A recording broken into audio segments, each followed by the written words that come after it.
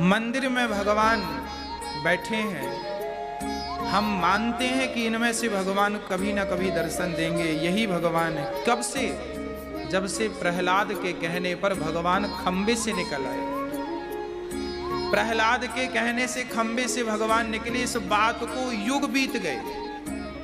ये बात सतयुग की है और हम बैठे हैं कलयुग की। सतयुग तो बीता ही, त्रेता भी पूरा बीत गया, द्वापर भी पूरा, अब कलयुग चल रहा प्रथम चरण में। हम अभी तक इस उम्मीद से बैठे हैं कि यदि प्रहलाद के लिए कभी आए तो हमारे लिए भी आएंगे। तो किसी ने भगवान से डायरेक्ट प्रश्न कर दिया, हे भगवान ये बताइए कि प्रहलाद के लिए तो जल्दी से आ गए थे, हमारे लिए तो नहीं आए।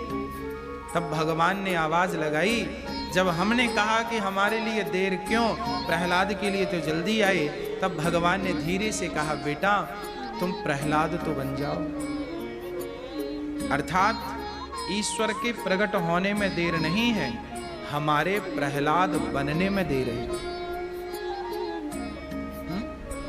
कमी हम में है, हम कमियां दूसरे में न ढूंढें कि कमी उनमें है उनमें है ना, हम में ही सारी कमियां हैं।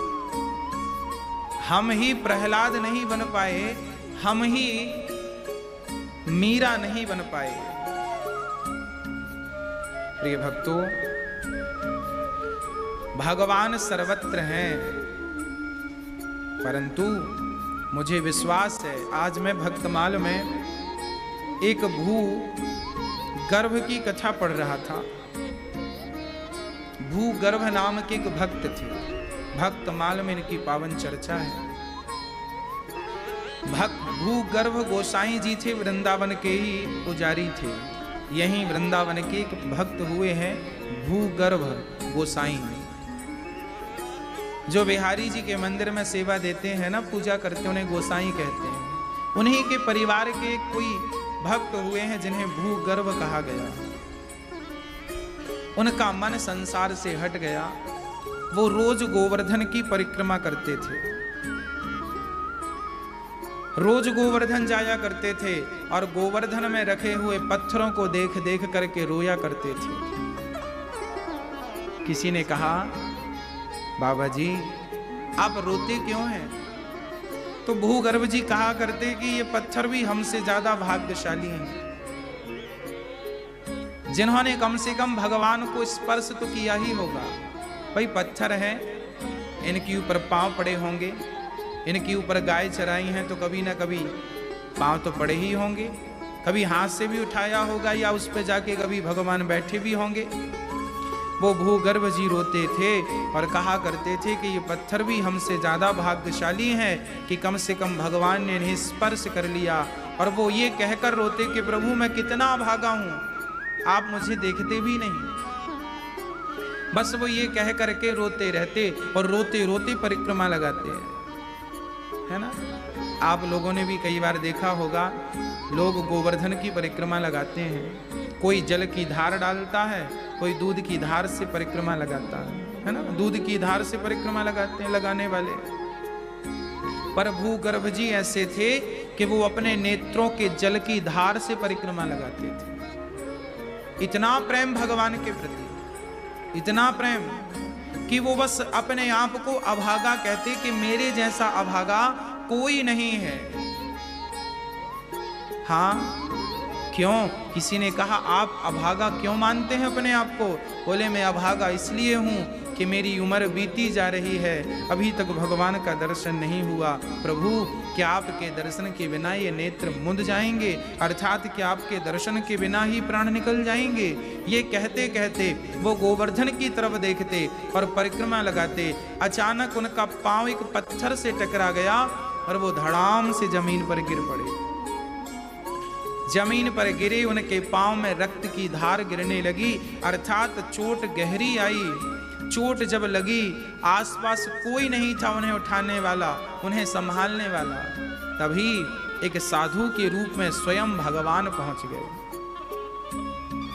और भगवान ने साधु को अपने हाथ से उठाया, भूगर्भ जी को, और उठा करके उनकी कुटिया पर, उनके निज स्थान पर लाकर छोड़ा। और जैसे ही उन्हें छोड़ा, भूगर्भ जी ने आवाज लगाया, भैया तुम कौन हो, अपना पता तो बता दो।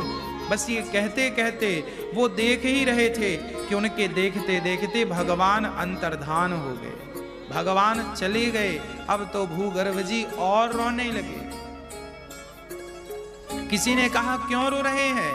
भूगर्भ जी ने कहा, मैंने भगवान को पहचाना नहीं, उन्होंने मुझे उठाया, मैंने भगवान को इतनी तकलीफ दी, मेरे कारण वो आए और मुझे उठा करके चले, कितना कष्ट हुआ होगा उन्हें। मैं तो धिक्कार है मेरे जीवन को, मैं तो जीवन में भगवान का दर्शन ना कर पाया और मिले भी तो पहचान ना पाया, धिक्कार है मेरे जीवन को।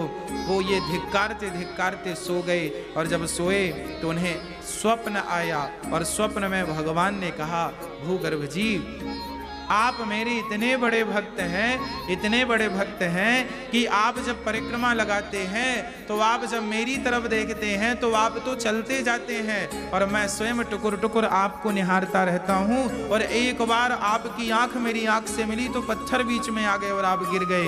ये तो मेरा सौभाग्य था। यदि आप मुझे याद करते हैं तो मेरा भी कर्तव्य है कि मैं आपको याद करूं।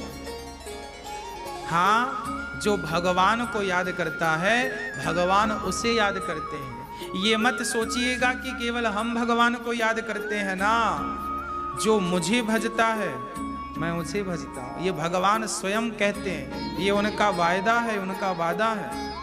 जो ये यथा माम प्रपद्यन्ते तांस तथैव भजाम्यहम्। जो मुझे भजता है मैं उसे भजता हूं। ऐसे भक्तों का पावन ग्रंथ ये भागवत भगवान की चर्चा से नहीं भरी, ये भागवत भक्तों की चर्चा से भरी है। भगवान श्री व्यास जी महाराज ने 18,000 श्लोकों की ये दिव्य भागवत किसके लिए बनाई? हमारे लिए बनाई। हम सुने, आप सुने, इससे क्या होगा? हमारी भक्ति बढ़ेगी, हमारा ज्ञान बढ़ेगा, भगवान के स्वरूप का बोध होगा। हाँ, सच्चिदानंद रूपाय विश्वोत्पत्त्यादि हेतु तापत्रय विनाशाय श्री कृष्णाय वयम नुमः। प्रिय भक्तों, ईश्वर को कभी असत्य न समझिएगा। भगवान सत्यम परम धीमहि है और सच्ची बात तो ये है कि वो सत्य इसलिए है क्योंकि वो हमारी और आपकी दोनों की सुनते हैं। कोई चींटी भी अपने पांव में घुंघरू बांध के नाचे ना तो भगवान के कानों में सुनाई पड़ जाता है। भरी सभा में द्रौपदी ने बुलाया, सुनाई पड़ा। हाँ, कितनों की सुने भगवान। अच्छा, किसी ने कहा महाराज जी भगवान सबकी सुनते हैं, हमारी क्यों नहीं सुनते? हम भी तो कहते हैं भगवान हमारा दुख दूर कर दो, भगवान हमारा ये कर दो। जानते हो उनकी क्यों सुनते हैं, हमारी क्यों नहीं सुनते? कारण है। इसका कारण यही है कि जिनकी भगवान ने सुनी है उन्होंने भगवान के चरणों में अपने आप को रख दिया है, अर्थात वो भगवान के हो गए। अच्छा ये बताओ, आप मुझे जानते नहीं, आप मुझे पहचानते, मैया जी जाओगी नहीं? हैं पहचानते हैं तो उसके साथ तो आप 1000 किलोमीटर दूर भी जा सकते हैं। मैं आपसे निवेदन यही करता हूं कि भगवान से पहले जान पहचान तो बनाओ अपनी।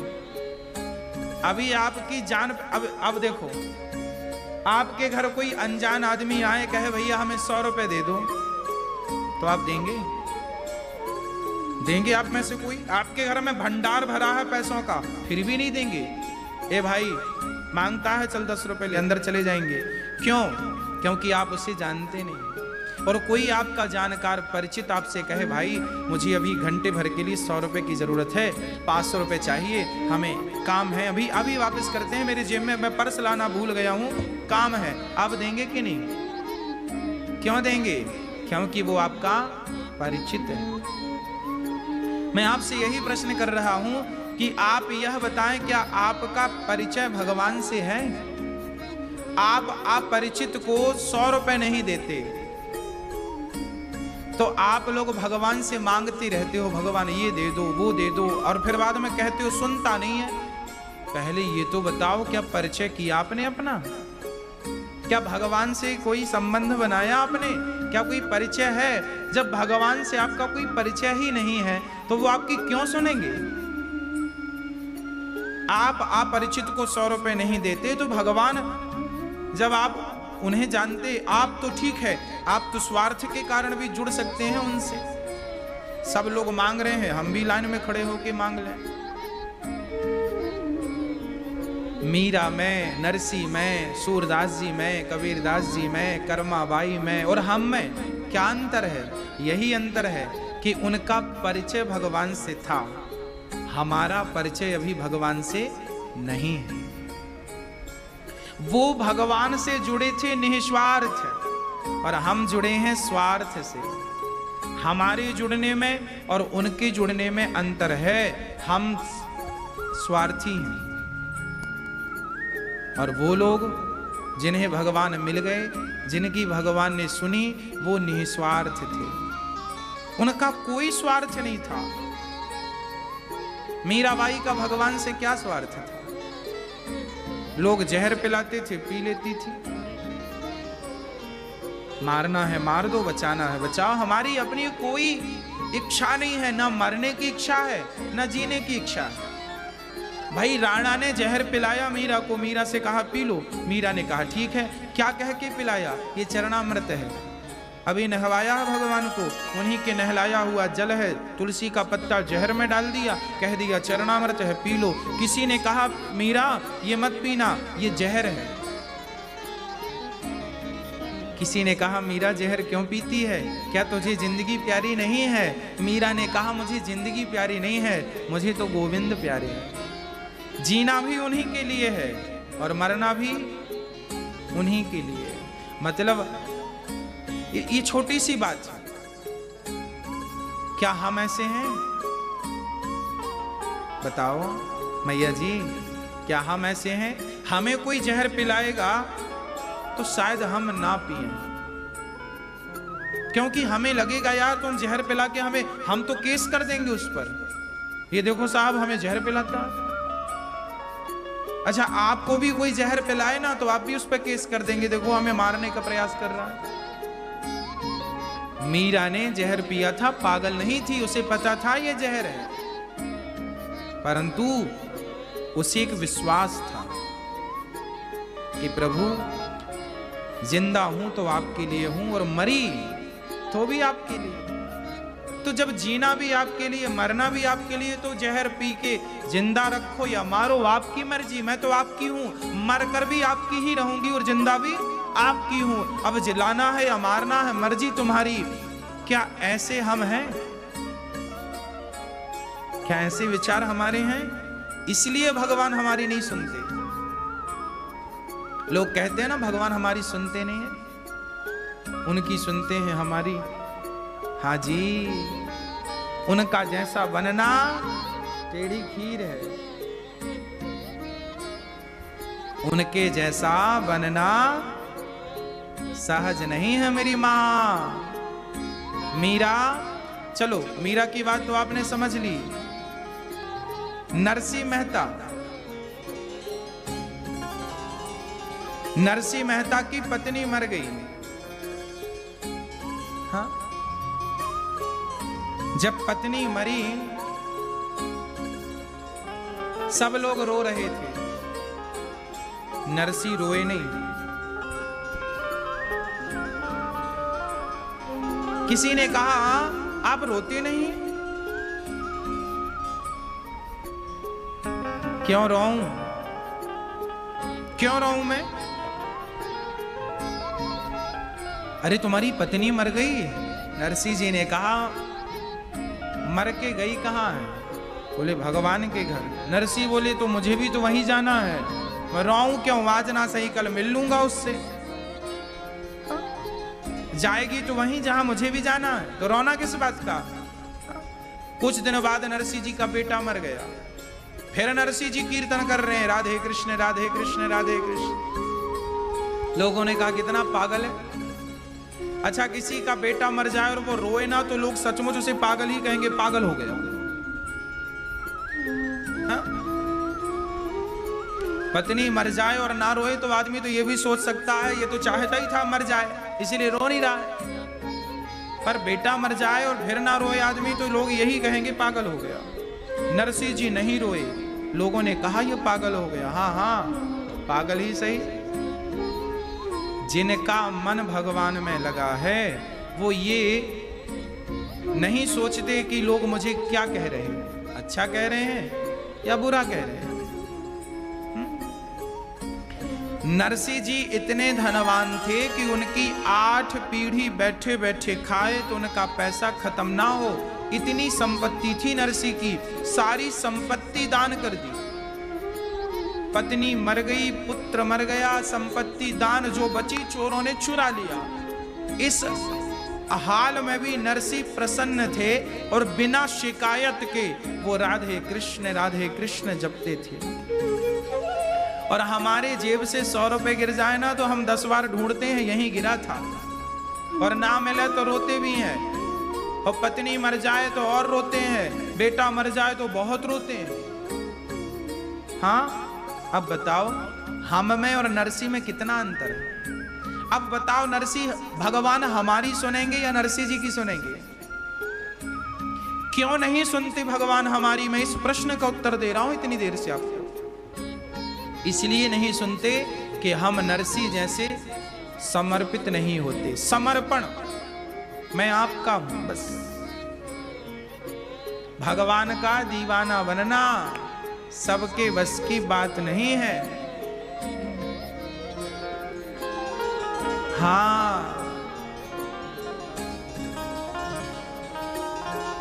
सुदामा के घर 4-4 दिन चूल्हा नहीं जलता था। उस हाल में भी शिकायत नहीं थी, उस हाल में भी विश्वास था कि मेरे भगवान जो कर रहे हैं मेरे लिए ठीक कर रहे हैं। कृष्ण नाम का रस पी लेना सबके बस की बात नहीं है। राम स्वार्थ को मिटाने के लिए, मीरा जैसा प्रेम प्रकट करने के लिए ही व्यास जी ने भागवत लिखी है। भागवत क्यों सुनना चाहिए? क्योंकि भागवत सुनेंगे तो सच्चे अच्छे भक्त बनेंगे।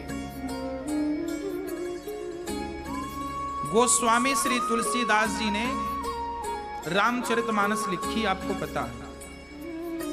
आपको पता है गोस्वामी तुलसीदास जी ने रामचरितमानस कब लिखी?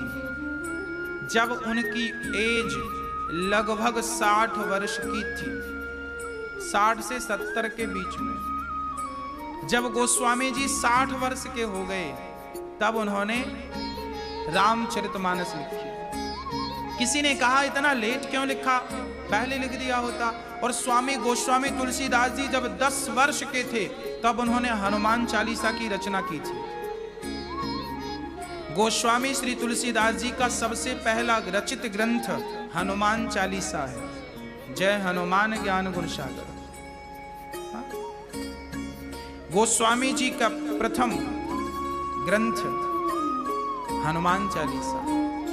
60 वर्ष तक वो क्या करते रहे? मैंने पढ़ा गोस्वामी श्री तुलसीदास जी ने राम के बारे में सुनते रहे, संतों से कथाओं से सुनते रहे, समझते रहे। लगभग 250 राम के जो चरित्र जिन्होंने अनेक लोगों ने लिखे होंगे, लगभग 250 काव्य ग्रंथ उन्होंने पढ़े। राम के बारे में समझा, राम के बारे में जाना, राम को महसूस किया। रामचरितमानस तो गोस्वामी जी ने बाद में लिखी, पहले राम को देखा है, राम को सुनकर समझकर देखा है, टच किया है, स्पर्श किया है, चित्रकूट के घाट में भई संतन की भीड़, तुलसीदास चंदन घिसे तिलक लेत रघुवीर। दर्शन किया है, इसका तात्पर्य क्या है? इसका तात्पर्य यह है कि हम लोगों ने सुना कि भगवान है, हमने सुना, गुरु जी ने सुनाया भगवान है, वेदों को पढ़ाया, हमने पढ़ लिया, मान लिया, हमने आपको बताया भगवान है, आपने मान लिया। मैं आपसे फिर निवेदन करूंगा, मेरे कहने से मत मानिएगा। मैं कह रहा हूं कि भगवान है, आप पहले सुनिए इस बात को, और भगवान है या नहीं आप स्वयं कंफर्म कीजिए, कंफर्म कीजिए ना। मैंने कह दिया कि भगवान है, आपने भी मानना शुरू कर दिया, ये तो अंधकार में आ गए ना हम सब। भगवान जैसा कोई है, कहाँ है, किसी ने देखा, किसी ने नहीं देखा, बस चलते जाओ चलते जाओ, कहाँ पहुंचोगे कौन बताएगा? भगवान सुनने का सब्जेक्ट नहीं है, भगवान महसूस का सब्जेक्ट। ईश्वर गॉड है, मैंने कह दिया है। अब आप, भाई मेरी माँ ने कह दिया इस दही में मक्खन है, मेरी माँ ने कह दिया इस दही में मक्खन है, तो मुझे क्या करना चाहिए? मान लेना चाहिए। और मानने से क्या होगा? मुझे मक्खन थोड़ी मिलेगा। चलो मैं मानता हूं कि दही में मक्खन है, तो क्या मान लेने से मक्खन का स्वाद मिल जाएगा? नहीं, आपको मंथन करना पड़ेगा, और जब मंथन करेंगे तो मक्खन का लौंदा आपके हाथ में होगा, उसे खाइए, उसका आनंद लीजिए। उसी प्रकार मेरे गुरुजी ने कह दिया कि बेटा भगवान है, तो इसे अनिरुद्ध ने मान लिया, और मान को उसे महसूस किया। पहले महसूस किया ईश्वर है, महसूस किया कहाँ है ये भी महसूस किया, और जब महसूस किया मैंने, तो फिर मैंने आपको बताया कि अब जिसे मैंने महसूस किया है उसे तुम भी महसूस करो। उसके लिए तुम्हें कथाएं सुननी पड़ेंगी, और उस ईश्वर को महसूस करने के लिए तुम्हें कीर्तन करना पड़ेगा, भगवान पर विश्वास करना पड़ेगा। एक बार, ओनली एक बार विश्वास करके उस परमात्मा के लिए बढ़ के देखिए तो सही। यदि आपको समझ में ना आए तो वापसी कर लीजिए, गए कहाँ हैं आप? परंतु मैं आपसे ये निवेदन जरूर करूंगा कि आप अंधकार में मत रहिए। ईश्वर है, बिहारी जी हैं, कहाँ हैं? मैंने तो कह दिया बिहारी जी सब जगह हैं, हरि व्यापक सर्वत्र, शास्त्र यही तो कहते हैं भगवान सब जगह है। वेदों में भी यही तो लिखा है, सर्वम खलविदम ब्रह्म। हाँ भाई, जिन्होंने ये बात कही है उन्होंने महसूस किया है, उन्होंने महसूस किया है, फिर उन्होंने लिखा है कि लो। मीराबाई का एक वाक्य मैं आपको सुनाता हूं। मीरा कहती है, मेरे तो गिरधर गोपाल दूसरो ना कोई, ये कह के इनका पद पूरा। अब मैंने भी कह दिया मेरे तो गिरधर गोपाल दूसरो ना, आपने भी कह दिया मेरे तो, कह दिया आपने तो गाना बना लिया। अब रोटी बनाती जाती है, मेरे तो गिरधर गोपाल दूसरो ना कोई। तब तक बच्चा आया, ये बेटा मेरा। पड़ोसन बोली, तेरा कितने बच्चे? तेरे? मेरा एक बेटा है, 2 बेटे ये मेरे। अब वहां पड़ोसन से ये बताना भूल गई कि मेरे तो गिरधर गोपाल भी हैं। अब जब दुनिया ने पूछा तो परिचय ये नहीं दिया कि मेरे तो गिरधर गोपाल, अब परिचय देती है मेरे 2 बच्चे। इसका मतलब यह है कि आप कह कुछ रहे हैं और मानते कुछ हैं, जिसे हम कहते हैं करनी और कथनी दोनों भिन्न हो गई। जबकि मीरा की करनी और कथनी दोनों सेम थी, एक थी। वो कहती थी मेरे तो गिरधर गोपाल, इसलिए तो जहर भी पी लिया ना। और हम लोग कहते हैं मेरे तो गिरधर गोपाल, क्या मानते हैं इस बात को? मेरी मां, ये भारत के लोग या दुनिया के लोग यदि इस बात पर अमल करने लग जाएं तो जिंदगी इतने शब्द से संवर जाएगी, पूरी भागवत की जरूरत नहीं है, मात्र एक शब्द ही पर्याप्त है। और ये पूरी भागवत सुनाने के बाद सार यही निकलेगा कि तुम भगवान के बन गए और भगवान तुम्हारे बन गए, तो सुनना, समझना, जन्म लेना सब सफल है। और यदि यही बात समझ में नहीं आई तो फिर बहुत सारी चीजें सुन लो, 18 पुराण सुन लो, 4 वेदों को याद कर लो, क्या फर्क पड़ता है? मेरे तो गिरधर गोपाल दूसरो ना कोई। इस शब्द को जीना है, इस शब्द में डूबना है, इसे रियल चरितार्थ करना, रियल में चरित्र में उतार देना। मैं सच कहता हूं, मैं जो जो आपसे कहता हूं, मैंने उन हर शब्दों को पहले जिया है। मैं स्वयं पहले उन शब्दों को जीता हूं, उसमें जी कर देखता हूं, उन शब्दों में अमल करके देखता हूं। उसके बाद जब मुझे लगता है ये ठीक है, तो मैं फिर आपके तक पहुंचाता हूं। मैं आपसे कभी ये नहीं कहूंगा कि मैंने कह दिया कि तुम भगवान को सर्वत्र देखो। देखो, देखना शुरू करो, प्रैक्टिकल करो उसका। क्या दिख रहे हैं? सब में पहले मत देखो, पहले सब में मत देखो। इसका भी एक तरीका है भाई। जब हम पहली कक्षा के विद्यार्थी होते हैं ना, तो मास्टर जी हमें बताते हैं ABCD, का खा गा घा। ज्यादा नहीं पढ़ाते हमें, का ही पढ़ाते हैं। ए देखो ऐसा लिखना है, ऐसे बोलो, A B, कम पढ़ाते हैं। पहले हमें ए को देखना, फिर बी को देखना। जब ए समझ में आ जाएगा तो बी भी समझ में आएगा। अभी ए ही समझ में नहीं आया तो बी समझ के भी क्या करोगे? हाँ, अभी का समझ में नहीं आया तो खा क्या समझोगे? पहले का तो समझो, फिर खा की तरफ बढ़ना। पहले एक सीढ़ी में पांव तो रखो, तब तो दूसरी सीढ़ी के लिए पांव बढ़ाओगे। एक में ही रखा नहीं सीधा, दूसरी में बढ़ाएगा, फिसलने की उम्मीद, गिर जाओगे, दांत टूट जाएंगे। इसलिए निवेदन है, पहले का खा समझो, ABCD समझो। उसी तरह पहले भगवान देखो। कहाँ? पहले भगवान अपनी माँ के भीतर देखो। भगवान कहाँ है? मेरी माँ भगवान है। माँ में भगवान दिखने लग जाए तो फिर सेकंड पिता में भगवान देखो, है ना? दूसरा स्टेप, अभी सब में नहीं देखना आपको। अभी आप पहली क्लास के स्टूडेंट है ना, अभी काखा गाघा समझो, ABCD समझो। अभी माँ के भीतर भगवान देखो। देखो आपकी माँ में भगवान नजर आ रहे हैं? नहीं नजर आ रहे हैं, इसका मतलब अभी आपकी भक्ति कच्ची है। और भक्ति करो और भजन करो, सीताराम सीताराम सीता, और कथाएं सुनो। पकाने के लिए क्या? कथाएं सुनो, कीर्तन करो। फिर माँ में भगवान को देखो। माँ में भगवान दिखे? नहीं दिखे। अभी और नाम जपो, 1,00,000 बार नाम जपो, सीताराम सीताराम सीताराम सीताराम सीताराम, राधे श्याम, कितना? 1,00,000 बार जपो। फिर आँख खोलो, देखो माँ को। माँ में भगवान दिख रहे हैं? हाँ, अब दिखने लगे। अब दिखने लगे? हाँ। अब पिता में देखो, पिता में दिख रहे हैं? नहीं, पिता में भगवान, अभी तो माँ में दिख रहे हैं। हाँ, अभी और भजन करो, सीताराम सीताराम। भाई जब तक आपको ए लिखना नहीं आए तो मास्टर जी क्या कहते हैं? हाथ पकड़ के लिखवाते हैं, ए ऐसे लिखो, 100 बार लिखो। जब 100 बार ए लिखेंगे तब फ्रेश ए आएगा। हाँ या ना? बोलो भाई, समझ में आ रही है बात कि केवल हम बोले जा रहे हैं? आप 100 बार ए लिखेंगे तो क्या होगा? राइटिंग अच्छी होगी, ए अच्छा बनेगा। ऐसी तो पढ़ाई होती है, मास्टर जी ऐसी तो पढ़ाते हैं, स्कूलों में ऐसी तो पढ़ाया जाता है। ए 100 बार लिखो, बी 100 बार लिखो।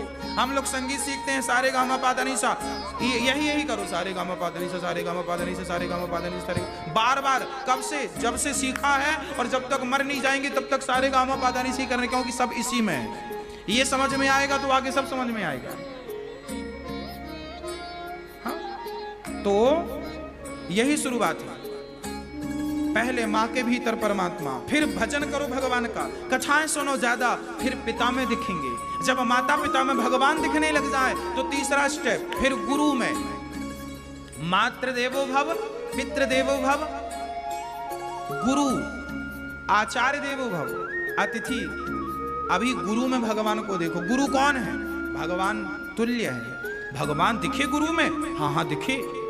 अब कई लोगों की मुझे प्रॉब्लम इससे होती है कि माँ के भीतर तो भगवान दिखता नहीं है, पिता के भीतर भगवान दिखता नहीं है। कई लोग बोले गुरु भगवान है। ये फ्रॉड लोग हैं, एक नंबर का फ्रॉड है ये आदमी। तुम पहली सीढ़ी चढ़े नहीं, दूसरी सीढ़ी चढ़े नहीं, डायरेक्ट तीसरी सीढ़ी में चले गए तो कैसे माने कि तुम? हाँ, आपको बेस तैयार नहीं है। अब हमने घर बनाया पर घर की नींव तो डाली नहीं, नींव तो भरी नहीं और डायरेक्ट दीवारें खड़ी कर दी, तो कितने दिन टिकेंगी साहब वो दीवारें? कितने दिन टिकेंगी? जिसने माँ के भीतर भगवान को देख लिया, जिसने पिता के भीतर भगवान को देख लिया, थर्ड स्टेप है कि वो गुरु के भीतर भगवान को देखे। अब जिसे गुरु में भगवान नजर आते हैं, उसके पहले उसे माँ में और पिता में नजर आना अति आवश्यक है। तीसरा स्टेप गुरु है। फिर मातृ देवो भव, पितृ देवो भव, अतिथि देवो भव। आपके घर में आया हुआ अतिथि कौन है? बोलो। आपके घर में आया हुआ अतिथि कौन है? भगवान है।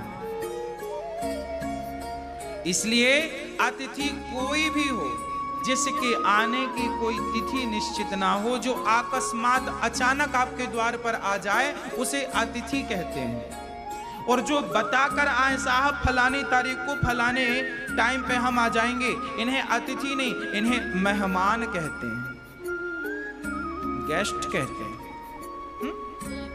जो बताकर आ रहे हैं इन्हें क्या कहते हैं? इन्हें मेहमान कहते हैं। और जो अकस्मात आपके द्वार के सामने आकर खड़ा हो जाए, उसे कहते हैं अतिथि। और अतिथि कौन है? अब इसका मतलब ये नहीं कि आए हुए गेस्टों का आप सम्मान ना करें, करें, वो भी ईश्वर तुल्य हैं, ठीक है। तो माँ भगवान, पिता भगवान, गुरु भगवान, चौथा अतिथि भगवान। आए हुए मेहमानों में भगवान देखो।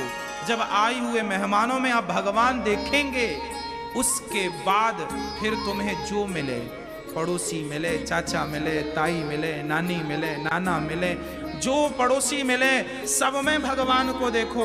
बिहारी जी को हमने देखा मंदिर में, बिहारी जी के दरबार में जाकर, अब उन बिहारी जी को माँ में देखना है, उन्हीं बिहारी जी को पिता में देखना है, उन्हीं बिहारी जी को जमाने में। इसीलिए गोस्वामी जी ने एक चौपाई लिख दी, हरि व्यापक सर्वत्र समाना, सिय राम मय सब जग जानी, करहूं प्रणाम जोरी जुग पानी। भगवान सुनने का सब्जेक्ट नहीं है, भगवान महसूस। हमने हवा को महसूस किया कि नहीं?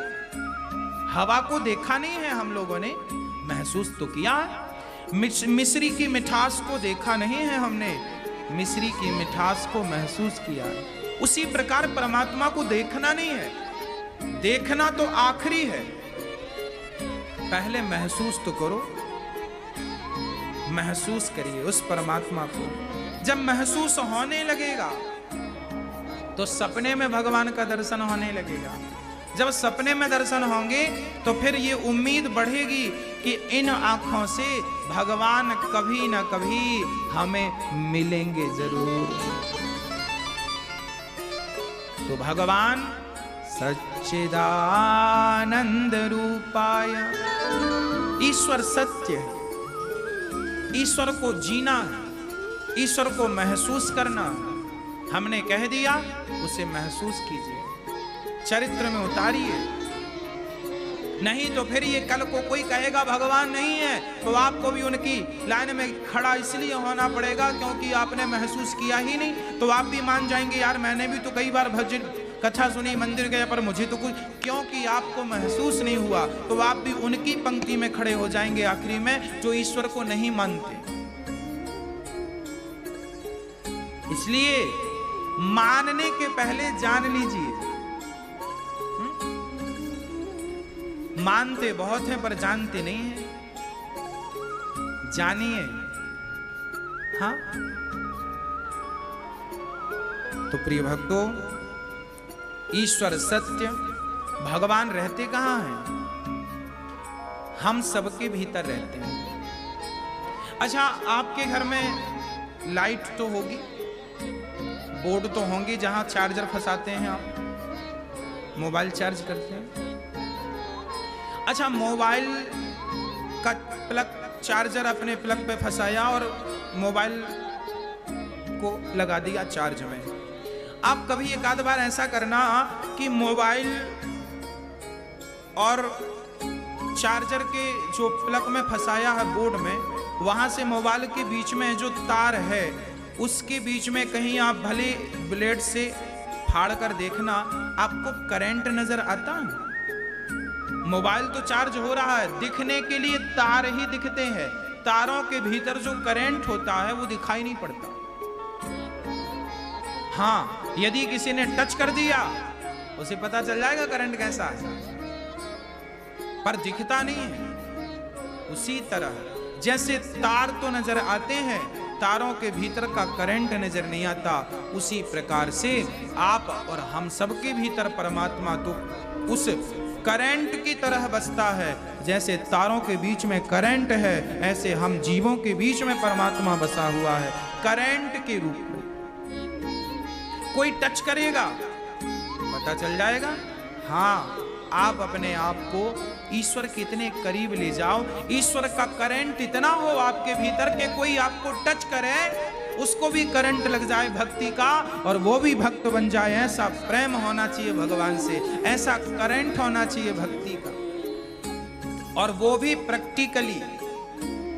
सुना नहीं, सुनो, प्रैक्टिकली करो।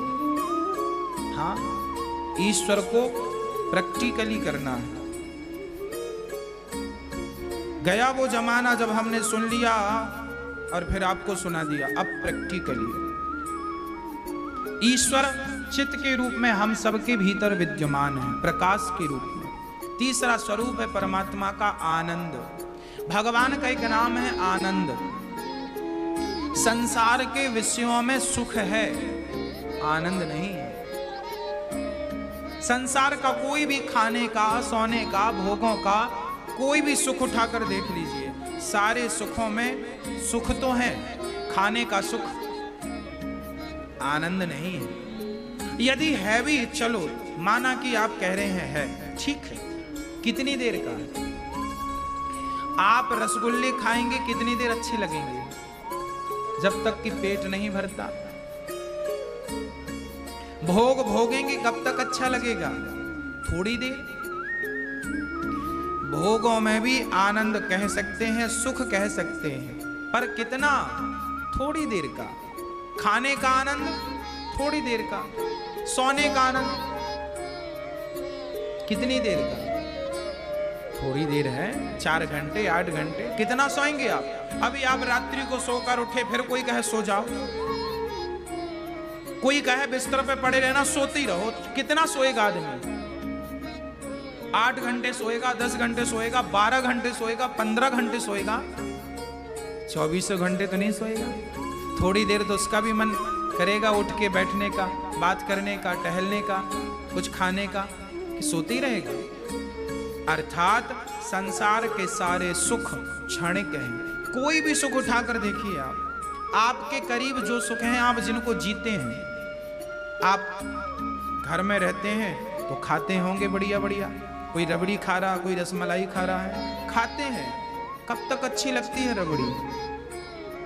एक कटोरी आपने रबड़ी खाई, फिर किसी ने दूसरी रख दी, खा लेंगे। तीसरी रख दी, ना ना अब नहीं, ज्यादा हो जाएगी। चौथी रख दी, ना ना अब तो गले के नीचे नहीं उतरती। रबड़ी गले के नीचे नहीं उतरती। अधिक रबड़ी आपको नुकसान भी करती है और गले के नीचे उतरती। अधिक मीठा कब तक खाएंगे? अधिक नमकीन कब तक खाएंगे? अरे भाई, संसार का हर सुख पेट भर देता है। संसार का सुख आपको थोड़ी देर के लिए मन को हटा देता है। यार कितना, अब तो रसगुल्ले से मन हट गया, शाम को भले इच्छा हो जाए, पर थोड़ी देर के लिए आपको वैराग्य आ जाता है रसगुल्ले से। आपने भोग लिए तो थोड़ी देर के लिए उनसे भी मन हट जाता है, यार बहुत भोग लिया, थोड़ी देर के लिए। हम तो ये चाहते हैं कि वो थोड़ी देर के लिए ना हो, वो बहुत टाइम के लिए हो। सच्चाई यह है कि संसार में सुख था ही नहीं, आपने सुख मान रखा था।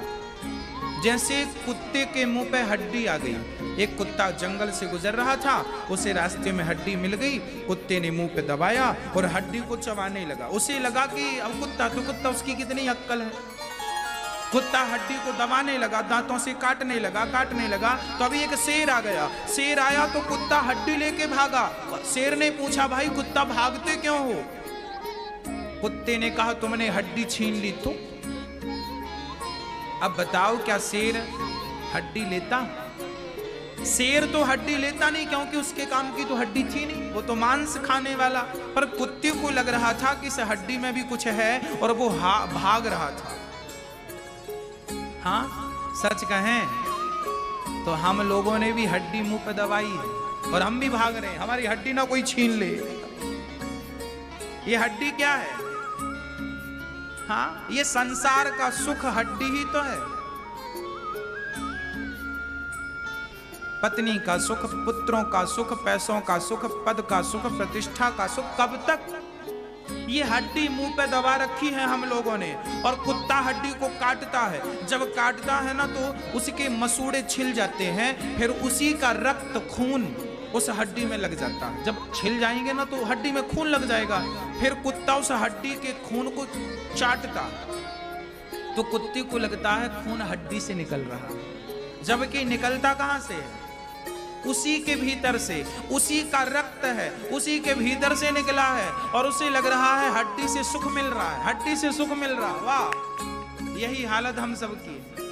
हमें लग रहा है पत्नी से सुख मिल रहा है, पति से सुख मिल रहा है, बच्चों से सुख मिल रहा है। ये नहीं समझ रहे हो कि खून तुम्हारा ही निकल रहा है, उसी को तुम चाट रहे हो कुत्ते की तरह।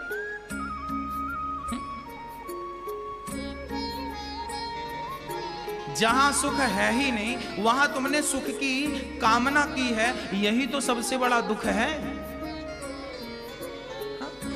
सुख जहां है वहां हम जाते नहीं है।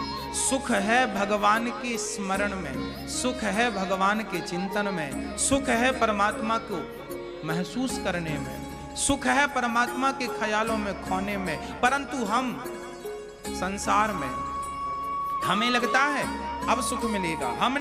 हमने एक घर बनाया, लगा अब सुख मिलेगा, लगा नहीं एक नहीं वहां भी होना चाहिए, 2 घर बनाए अब सुख मिलेगा, एक गाड़ी खरीदी अब लगा अब सुख मिलेगा, बोले नहीं अभी पत्नी को बच्चा नहीं हुआ, बोले बेटा हो जाएगा तो सुख मिल जाएगा, बेटा हो गया सुख मिला, अभी नहीं, बोले अब ये मिल जाए तो ये सुख मिलेगा, वो मिल जाए तो। पूरी जिंदगी इंसान सुख की तलाश करता है। आप क्या कर रहे हैं बताइए, आप अपना बताइए, आप क्या कर रहे हैं? सुख की तलाश ही तो कर रहे हैं। वृंदावन क्यों आए आप? सुख की तलाश में तो आए। चलो सुख मिलेगा, कथा सुनेंगे, आनंद मिलेगा। लोग गाड़ी खरीदते हैं क्यों? अभी आ रही है वो दीपावली के पहले खरीदने के लिए क्या थी? धनतेरस। लोग खरीदी करते हैं उस दिन, अच्छा होता है। कोई गाड़ी खरीदता है, कोई सोना खरीदता है। हाँ, हमारी माताओं ने प्लान बनाया होगा बड़े बड़े बाले खरीदने का। हाँ, क्यों? क्या चाहिए? हमारी माताओं के काने में सोने के बड़े बड़े बाले आ जाए, गले में बड़ा हार आ जाए। क्या मिलता है? क्या मिलता है? सुख मिलता है। कितनी देर? सच्ची कहूं, सोना पहनने में सुख नहीं आता। सोने को सामने वाला देखकर तारीफ करे, वाह यार आपके पास इतना सोना, इसमें सुख मिलता। लोग इसी के लिए खर्चा भी करते हैं। पहनने का समय किसे रखा है आजकल? पहन के चलो तो लोग खींच लें, कान भी तोड़ डालें। आजकल आदमी सोना इसलिए नहीं पहनता कि उसे सोने को पहनने का लगता है, उसकी इच्छा है ना। आजकल लोगों सोना इसलिए ताकि लोग कहे, वाह तेरे पास इतना सोना, वाह।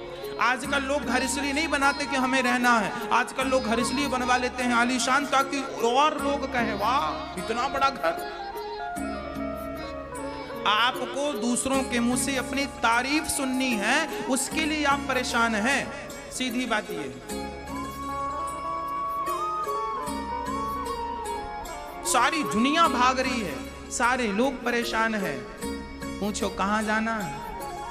सुख के लिए भाग रहे हो। सुख कहां है साहब, ये भी तो बताओ। 5,000 रुपए महीने मिलते थे, तब लगता था 10 मिलने लगेंगे तो बहुत सुख मिल जाएगा, सब ठीक है। 10 मिलने लगे, लगा 20 मिल जाए तो सुख मिलेगा, 20 मिले तो 50 मिल जाए तो सुख मिलेगा। जब चौथा वेतन आया तो लगा 5वां जाएगा तब मौज होगी, 5वां वेतन आया, 6वां जाएगा तो मौज होगी, 7वां जाएगा तो लगा 8वां जाएगा तो मौज होगी, 8वां आ गया तो अब लगने लगा 9वां आए। मतलब सुख कहाँ मिला तुम्हें? 7वां मिला तो 8वीं की तलाश चालू, 8वां मिला तो 9वीं की तलाश चालू, 9वां मिला तो 10वीं की तलाश चालू, 10वां मिल जाए तो 11वीं की तलाश चालू, 1 लाख मिल जाए तो 10 लाख की तलाश जारी, 10 लाख मिल जाए तो 1 करोड़ की तलाश जारी। ये तलाश करते करते आदमी मर जाते हैं। पहुंचे कहां ये तो बताओ, कहां रुकोगे? हाँ, आदमी फिर शमशान में जाके शांति लेता है, अब कहीं नहीं जाना, यहीं रहना। भाग कितना भागेगा? शमशान के पास से एक आदमी रोज निकलता था, तभी शमशान में पड़े पत्थर एक दिन बोले, सुन यहां थोड़ा बैठ हमारे पास। बोला समय नहीं है। शमशान की मिट्टी ने कहा कब तक भागेगा, समय निकाल के आना, यहीं पड़ेगा, मैं तेरा इंतजार करूंगी। बोले नहीं नहीं, मुझे तो समय नहीं है, मैं नहीं आने वाला यहाँ। कब तक भागेगा बेटा, आना तो इसी मिट्टी में पड़ेगा। और अंत में उस मिट्टी ने तुम्हें दफना लिया। इसलिए आनंद कहाँ है? भगवान का स्मरण ही, भगवान का चिंतन ही, ईश्वर का चिंतन ही सबसे बड़ा आनंद है। इसलिए हमें क्या करना है? इसलिए हमें करना है सच्चे हृदय से श्याम का सुमिरन किया करो। जी भर के श्याम नाम का प्याला पिया करो। हाँ, हमें आनंद पाना है तो कहां? भगवान के चिंतन में ही सबसे बड़ा सुख है। दोनों हाथ उठाकर भाव के संग मस्ती के साथ जरा चिंतन परमात्मा का हो और सच्चा मन भगवान के चरणों में लग जाए, यही जीवन की सार्थकता है। जी ने कहा, आपने बड़ा उत्तम प्रश्न किया है। ये कथा देवताओं को भी दुर्लभ है। एक बार अमृत का कलश लेकर इंद्र आए, उन्होंने कहा कि हमें कथा सुना दो सुखदेव जी, और कथा के बदले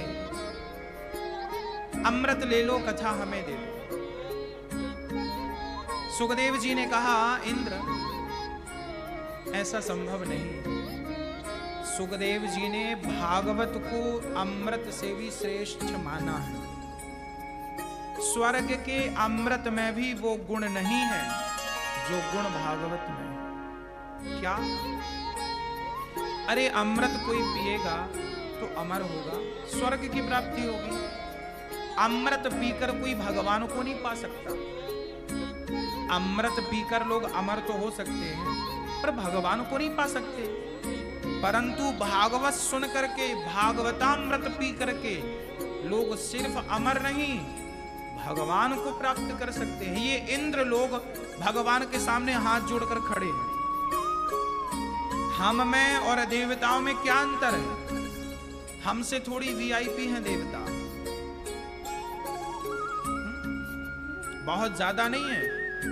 देवता भी तरसते हैं कि हम मनुष्य बन जाएं। याद रखना, बड़े भाग्य मानुष तन पावा, सुर दुर्लभ सद ग्रंथ निगावा।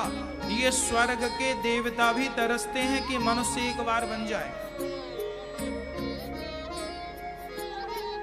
हाँ, अभी 2-3 दिन पहले रात्रि को हमने एक सपना देखा। कहो तो हम सपना सुना दें? मैया जी, ओ मेरी माँ, सुना दूं आपको? रात्रि को हमने एक सपना देखा, हमारा अपना पर्सनल स्वप्न था। रात्रि को हमने सपना देखा कि हमारा वक्त पूरा हो गया और हमें ले जा रहे हैं। वो हम भजन सुनाते हैं ना, आपको 1 मिनट की मोहलत दे दो, वो सपने में आ गया हमारे सामने। हम जाने लगे। जब हम जाने लगे तो जो हमें ले जा रहे थे, सपने में हमारी प्रश्नोत्तरी चालू हो गई। सपने में ही हमने पूछा उनसे जो हमें ले जा रहे थे। हमने कहा, ये बताओ हमें लेकर कहाँ जाओगे? उन्होंने कहा वहीं जहां सब जाते हैं। हमने कहा ठीक है, पर ये तो बता दो कि हमने पुण्य किए हैं कि पाप किए हैं। उन्होंने कहा कि नहीं नहीं, ये तो हम नहीं बता सकते, आपने क्या ज्यादा किए हैं।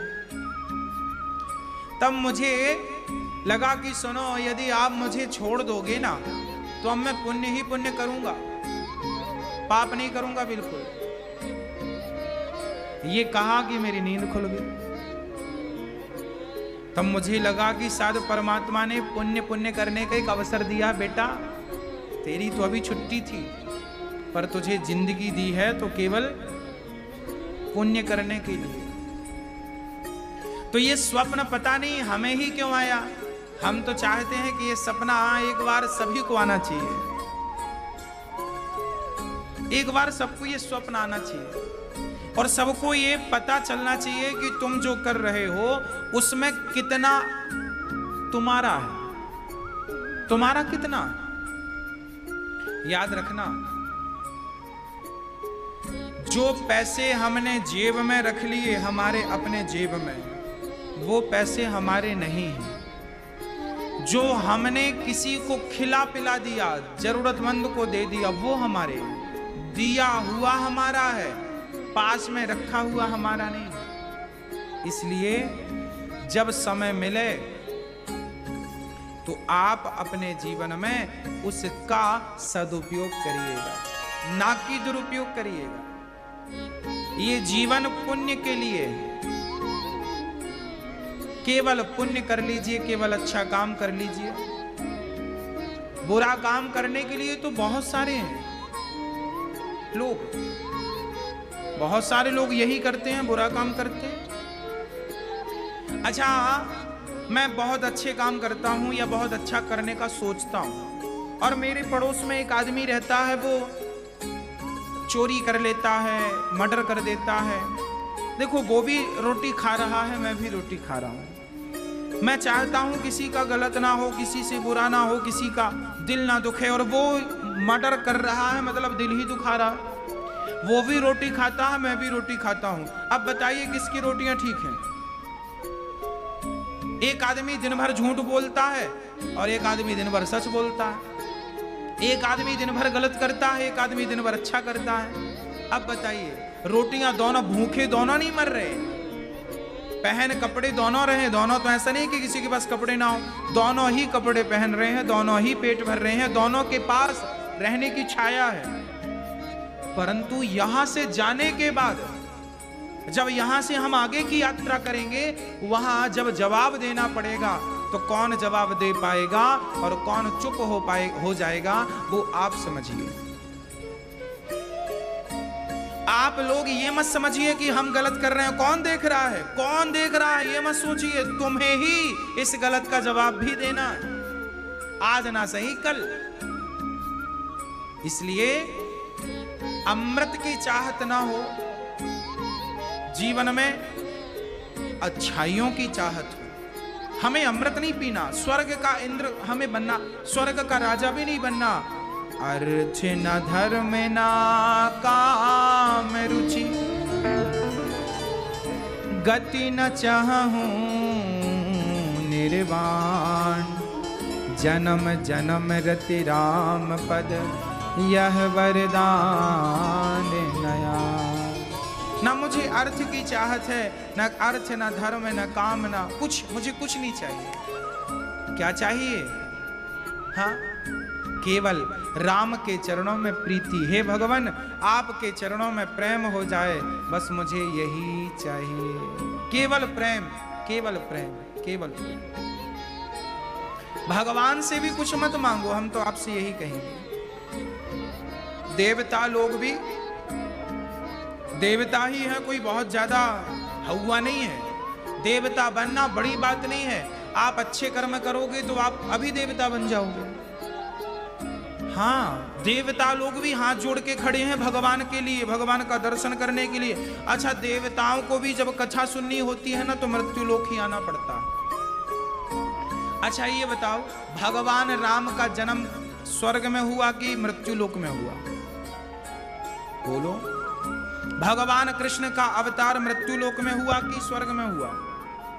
स्वर्ग तो भगवान भी जाना नहीं चाहते। जहां भगवान ही ना हो वहां हम जाके क्या करेंगे? स्वर्ग से 1 करोड़ गुना अच्छा तो हमारा वृंदावन है। यहाँ बिहारी जी तो हैं, कम से कम हमें दर्शन देने के लिए। स्वर्ग जाओगे तो क्या मिलेगा? अप्सराएं मिलेंगी नाचती हुई। हम इनको देखने के लिए स्वर्ग जाएंगे? हाँ? वहां के लोग अप्सराओं के साथ रहते हैं। ऐसा स्वर्ग हमें फोकट में कोई दे तो नहीं चाहिए। फ्री में इंद्र आवे और कहें फ्री में हमारे साथ चलो स्वर्ग, स्वर्ग नहीं जाएंगे। स्वर्ग जाने के लिए थोड़ी मनुष्य का तन पाए हैं। अरे बड़े भाग्य मानुष तन पावा, देवताओं से अच्छे तो मनुष्य लोग हैं जिनके पास भगवान को पाने का समय है। इंद्र के पास भगवान को पाने का समय नहीं है। इंद्र भगवान को पाना चाहेंगे तो उन्हें मनुष्य बनकर आना पड़ेगा, पुण्य करना पड़ेगा, तब उन्हें इसी मृत्यु लोक से भगवान की प्राप्ति होगी। स्वर्ग में रह करके कोई भगवान को नहीं पा सकता, मृत्यु लोक आना ही पड़ेगा। यही प्लेटफॉर्म है। केसर खाना हो, ओरिजिनल केसर देखना हो, कश्मीर जाना ही पड़ेगा, केसर वहीं होती है। उसी प्रकार जैसे वृंदावन के खेतों में केसर नहीं हो सकती, उसी प्रकार स्वर्ग में भक्ति नहीं हो सकती। भक्ति तो केवल भारत भूमि में ही संभव है। अमेरिका, लंदन, जापान, पेरिस इत्यादि देशों में भी भगवान की भक्ति संभव नहीं है, क्योंकि वो भोग भूमि है। और हमारी भारत माता तो तपोभूमि है, भारत माता तो हमारी भक्ति की भूमि है, आध्यात्म भूमि है ये। इसलिए सबको यहीं आना पड़ता है। आप लोगों ने भी एक चीज देखी होगी, जब कुंभ लगता है, कुंभ कहीं का हो, चाहे प्रयागराज में कुंभ हो, हरिद्वार में कुंभ हो, या उज्जैन में हो, या नासिक में हो, जब कहीं भी कुंभ लगता है तो आपने ये YouTube पर देख लीजिएगा, न्यूज चैनलों पर सुन लीजिएगा, कुंभ के टाइम अपरिचित पक्षी आते हैं। आप सर्च करके देखिएगा, अपनी आंखों से देख लीजिएगा।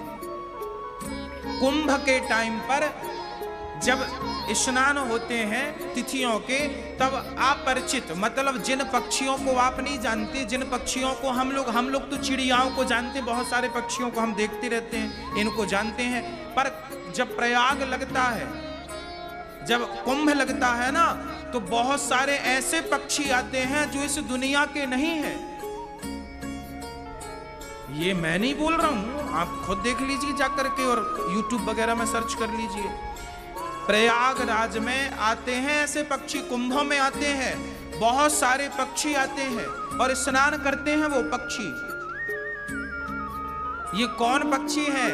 कहते हैं देवताओं को भी कुंभ में जब स्नान करना होता है तो देखो, देवताओं को यहाँ आना है तो पक्षी बनकर आना है। हम तो उनसे अच्छे हैं कि हम तो मनुष्य बनकर ही प्रयाग में स्नान कर लेते हैं, तीर्थों में स्नान कर लेते हैं, कुंभ नहा लेते हैं। तो देवता भी रूप बदल बदल कर यहां आते हैं। भगवान राम का दर्शन करने के लिए शंकर जी आए थे कि नहीं? भगवान कृष्ण का दर्शन करने के लिए कैलाशपति शंकर जी आए थे कि नहीं? हाँ, ये वही भूमि है जहां भगवान भी आते हैं, देवता भी आते हैं, शंकर जी भी है। ये वो भूमि है। तो इसे आप क्या कह रहे हैं? साधारण? ये असाधारण। हाँ, मनुष्य बने हो, जल्दी जल्दी पुण्य कर लो, सारे अच्छे काम जल्दी जल्दी कर लो, कहीं कहीं कहीं समय ना निकल जाए, देर ना हो जाए। इसलिए वक्त है, पहचानो। राजा परीक्षित को भागवत सुनाई गई, 7 दिन में परीक्षित का मोक्ष हो गया। इंद्र को आश्चर्य लगा, ये कैसे संभव है? एक तराजू बांधी, एक पलड़े पर भागवत को रखा, दूसरे पलड़े पर तमाम स्वर्ग के सुखों को रखा, तौल कर देखा तो भागवत का पलड़ा भारी था। अर्थात स्वर्ग के सुख से ज्यादा भागवत सुख देती है। स्वर्ग में भी इतना सुख नहीं है भक्तों। वो हम लोग कहावत कहते हैं ना, दूर के ढोल सुहावने।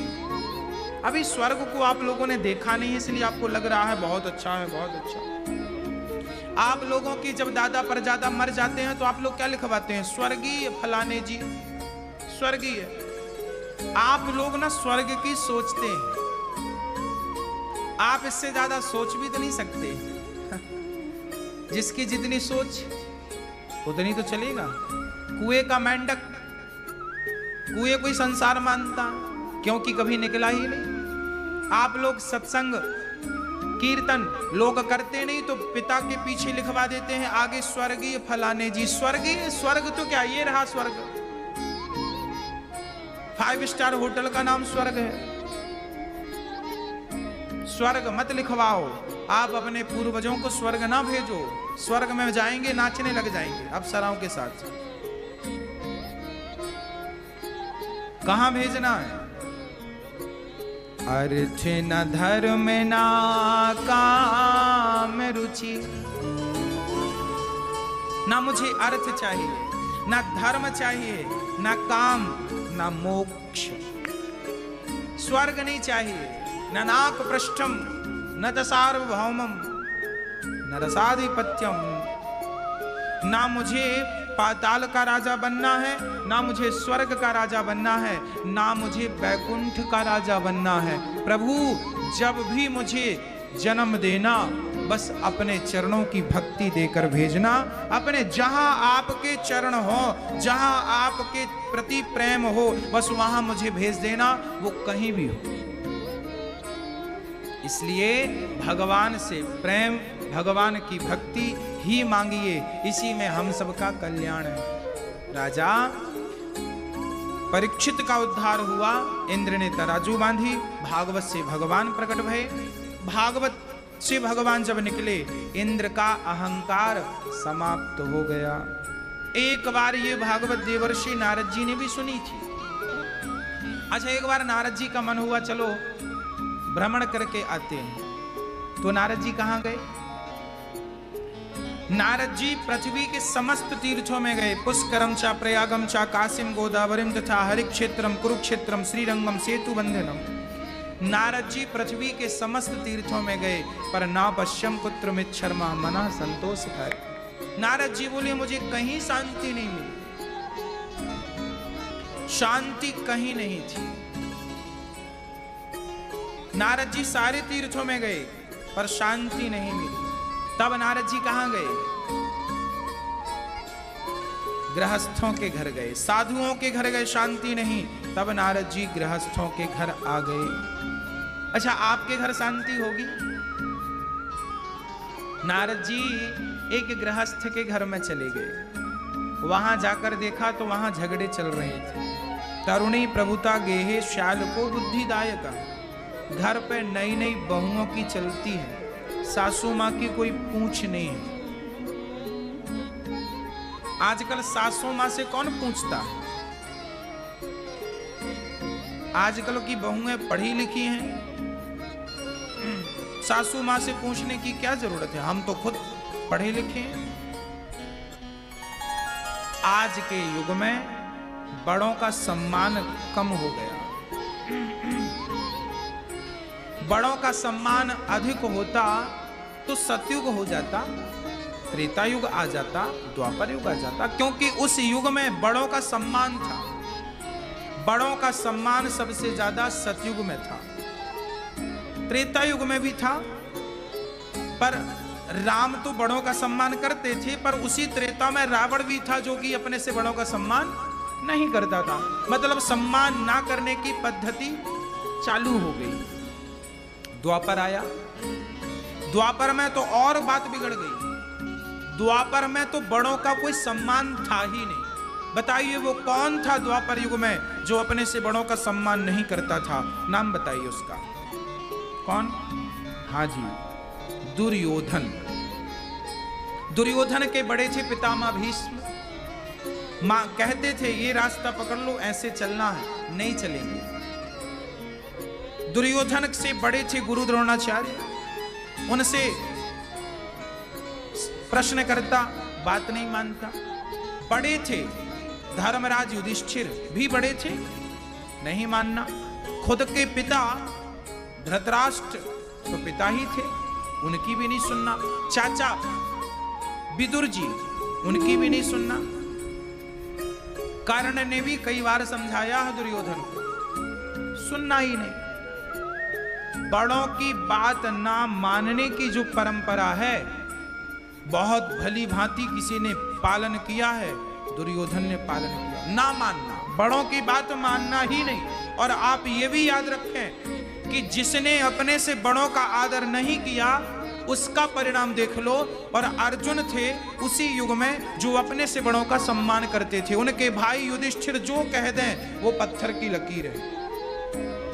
भाई ने कहा वनवास चलना है, राम तो माता पिता के कहने से वनवास गए थे, परंतु यहां जुआ किसने खेला था? धर्मराज युधिष्ठिर ने।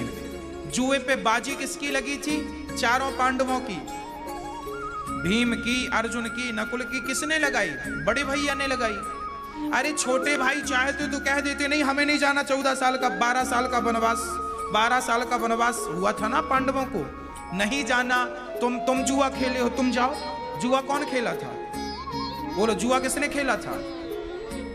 जुआ केवल युधिष्ठिर जी ने खेला था। छोटे भाई विरोध कर सकते थे, अर्जुन कह सकते थे हमें नहीं जाना, भीम कह सकते थे हमें नहीं जाना, पर ना, अपने से बड़ों का सम्मान करना है और बड़ों की आज्ञा माननी है। उसके लिए 12 साल वनवास में अर्जुन जैसा गांडीवधारी अपने भाई की आज्ञा के लिए ब्रहन लला बन गया। बने कि नहीं? ब्रहन लला बन गए। भीम जैसा बलवान रसोइया बन गया।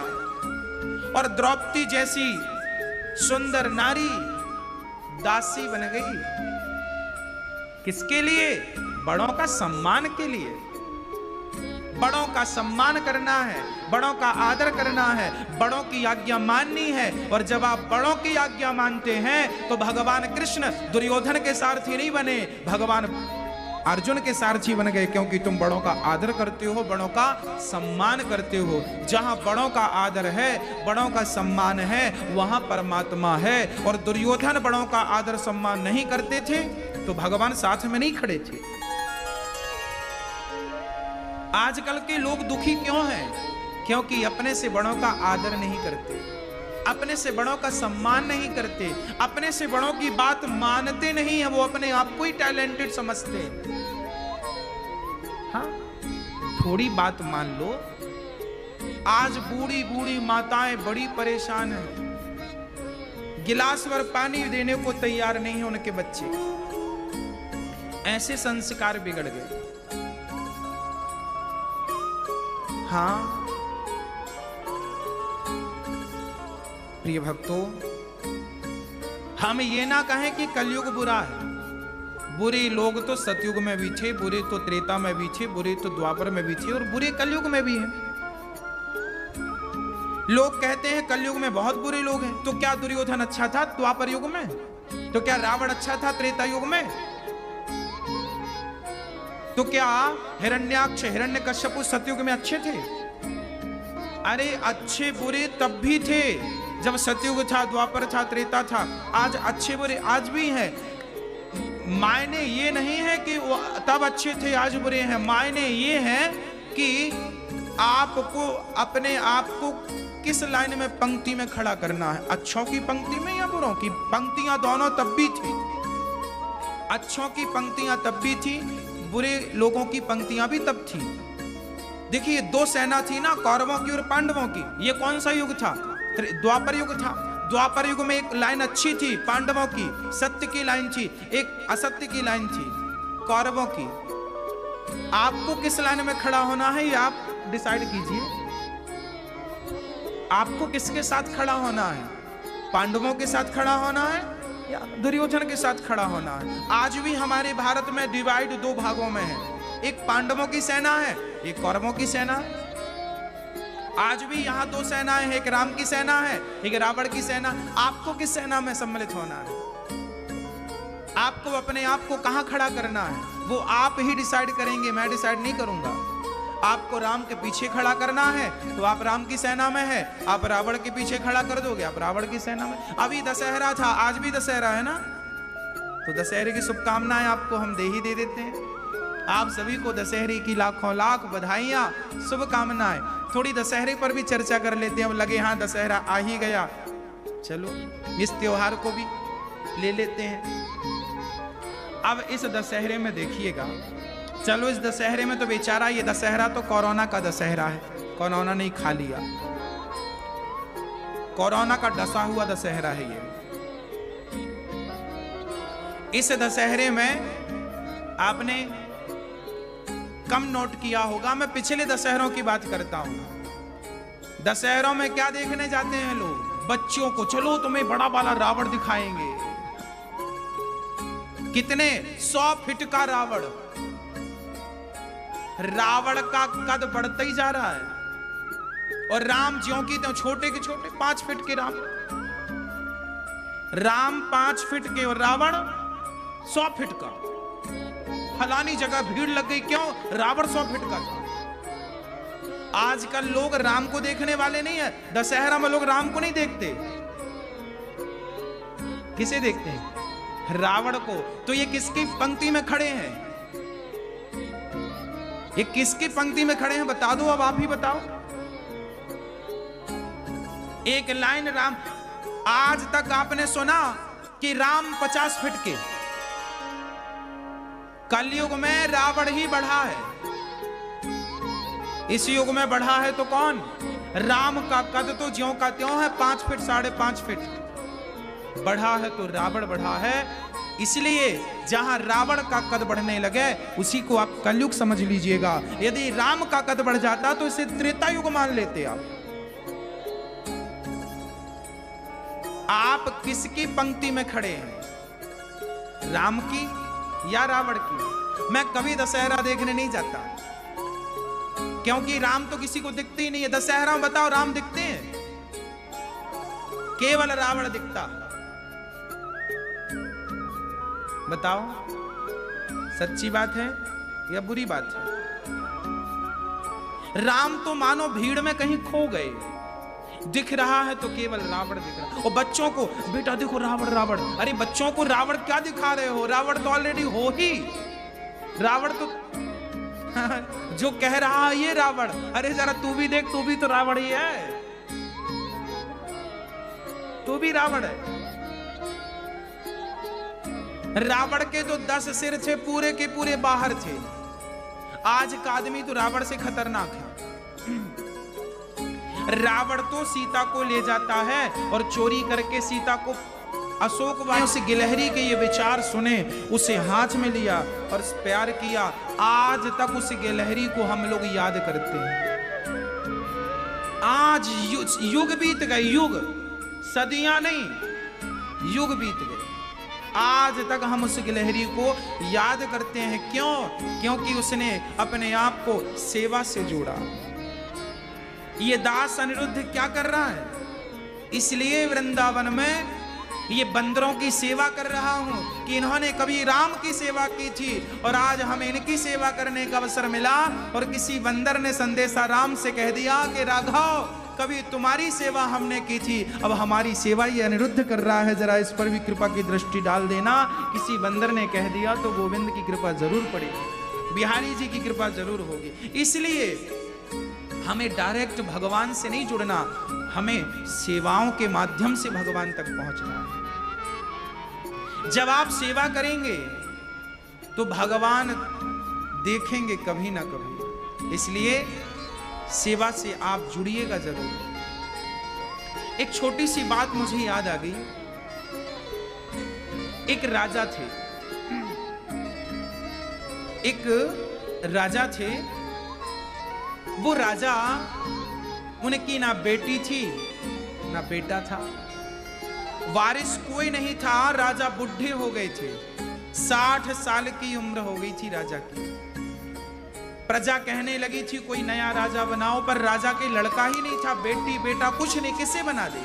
तो किसी ने कहा मंत्रियों में जो बढ़िया मंत्री हो उसे बना दो। राजा को कोई जमा नहीं। तो राजा ने एक निर्णय लिया। राजा ने कहा कि डिंडोरा पिटवाओ और सबको मेरे पास बुलाओ, मैं सबका इंटरव्यू लूंगा। जो भी मेरे इंटरव्यू में पास होगा, राजा ने कहा मैं उसको राजा बना दूंगा। इंटरव्यू के लिए लाइन लग गई, राजा लेते गए इंटरव्यू, पर कोई समझ नहीं आया, सब फेल। पास में एक गांव था, उस गांव का एक गरीब पिता का पुत्र, वो जब सुना कि राजा इंटरव्यू ले रहे हैं, तो उस बच्चे ने अपने पिता से कहा, पिताजी मैं चला जाऊं?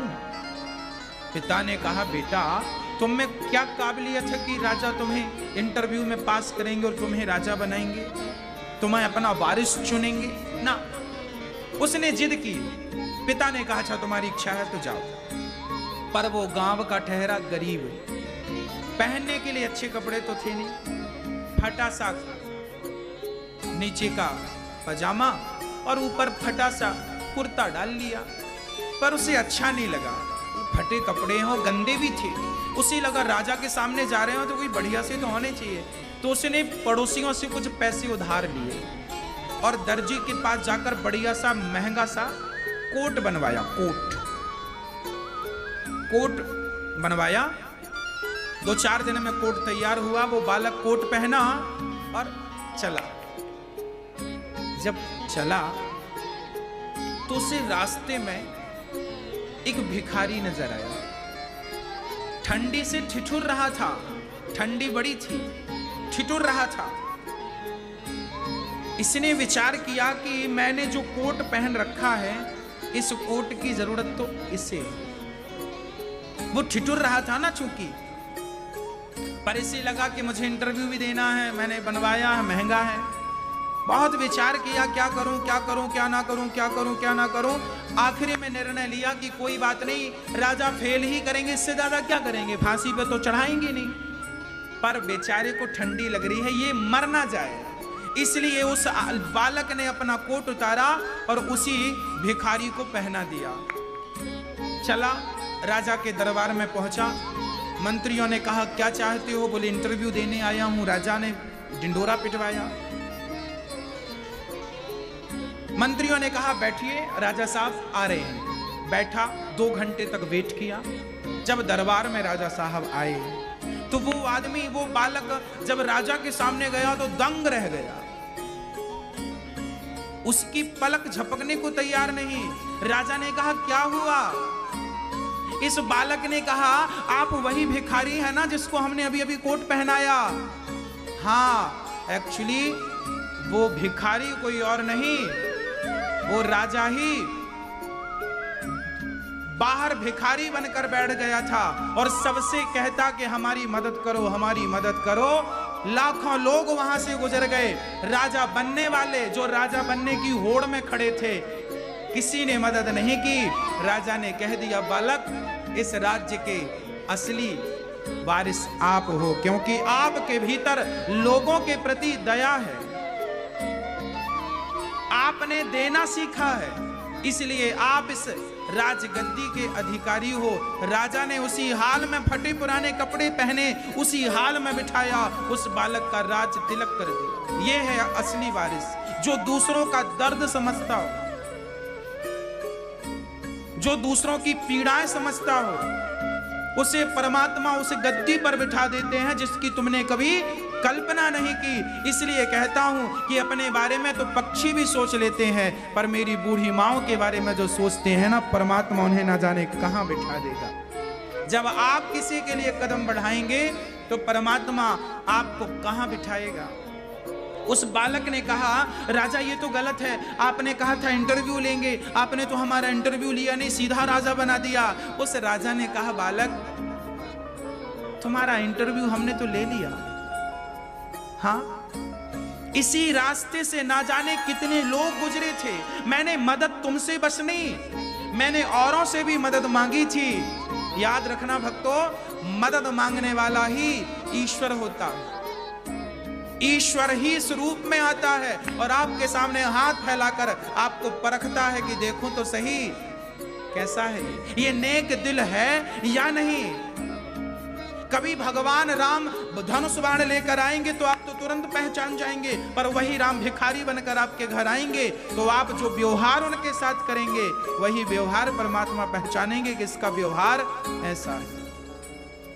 इसलिए ना जाने किस रूप में नारायण मिल जाएं। और मैं तो आपसे निवेदन करता हूं कि आप सबका दर्द समझिए, आप सबका दुख समझिए, आप किसी के काम आइए, परमात्मा आपके काम जरूर आएगा। क्योंकि परमात्मा तो आपको राजा बनाने के लिए बैठा ही। मैं तुम्हारा कब राज तिलक कर दूं, कब सारी संपत्ति तुम पर लौटा दूं, पर तुम योग्य तो बनो। उस गली से कितने लोग गुजर गए, पर योग्य नहीं थे तो गुजर गए। आज लोग कहते हैं हम बड़े परेशान हैं, बड़े दुखी हैं। अरे भाई, तुम दुखी इसीलिए हो क्योंकि अभी तक तुमने किसी के दुख को दूर नहीं किया। तुम परेशान इसलिए हो क्योंकि आज तक तुमने किसी की परेशानियां दूर नहीं की। मेरी हाथ जोड़कर प्रार्थना है, जब आप किसी के पांव का कांटा निकालेंगे ना, तो उसके पांव का कांटा निकलते ही उसके चुभन कम हो जाएगी। और जब उसकी चुभन कम होगी तो विश्वास से कहता हूं तुम्हारी चुभन भी जरूर कम होगी। क्योंकि आप जब दूसरों का कष्ट हरते हैं तो भगवान आपका भी कष्ट हर लेते हैं। जब आप किसी के काम आते हैं तो परमात्मा आपको राजा बना देता है। हाँ, इसलिए किसी के काम जो आए उसे इंसान कहते हैं। अन्न क्षेत्र चल रहा है यहाँ। आज सारे संतों को कमंडल बांटे गए। अभी सर्दी आ रही है, हमने अभी 2500 कंबल हमने बुलवाए और अभी 2-4-10 दिन के भीतर वो आएंगे। सर्दी आ रही है तो यहाँ जो फुटपाथ पे लोग सोते रहते हैं बिना कंबल के, उन सभी में कंबल का वितरण किया जाएगा, उन सभी को बांटा जाएगा। और यहाँ आज कमंडल बांटे गए। आज अन्न क्षेत्र लगभग 2000 लोगों ने आज प्रसाद पाया। अन्न क्षेत्र चल रहा है, आप सभी दर्शन रोज कर रहे हैं। आश्रम का निर्माण चल रहा है, गौरी गोपाल सेवा आश्रम, जहां मेरी वृद्धों के इस कार्य से, इस प्रकल्प से जुड़िए। आइए, किसी माँ की उंगली थामिए, किसी का सहारा बनिए।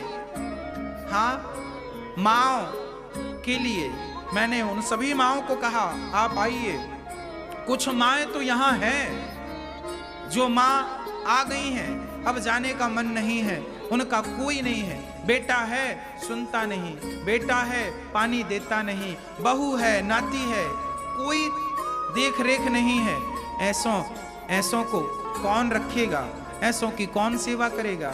यदि ऐसों की सेवा के लिए ईश्वर ने हमें निमित्त बनाया है और आप हम सब मिलकर यदि इससे जुड़ सकते हैं तो आइए ना जुड़ें।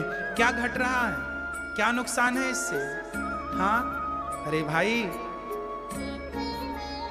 किसी का सहारा बनना मतलब भगवान प्रत्यक्ष उसे देखते हैं, उसकी सेवा को देखते हैं कि आप क्या कर रहे हैं। हाँ, इसलिए आप किसी के काम आए। राजगद्दी पर उस बालक को बिठाया क्योंकि वो सेवा करना जानता था, और जो सेवा करना जाने वही सच्चा राजा है। हाँ, तो राजा बनना है तो सेवा करना होगा।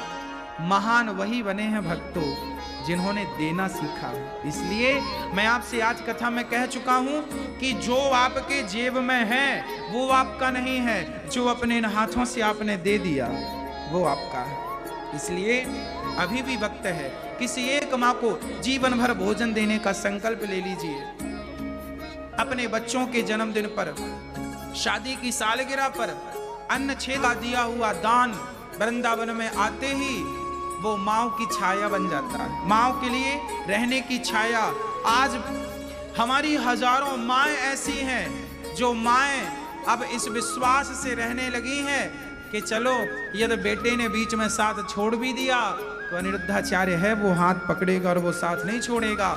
इस विश्वास से लोग रहने लग गए। ये आपके सहयोग का, योगदान का प्रतिफल है कि ये दास अनिरुद्ध इन माँओं के लिए कुछ सोच पाता है, कुछ साकार कर पाता है। देखिए, आज धन की जरूरत तो पड़ती ही है। हाँ, इसलिए आपसे निवेदन करता हूं कि यदि ईश्वर ने दिया है तो कुछ हिस्सा धर्म के लिए बचाइएगा, रखिएगा।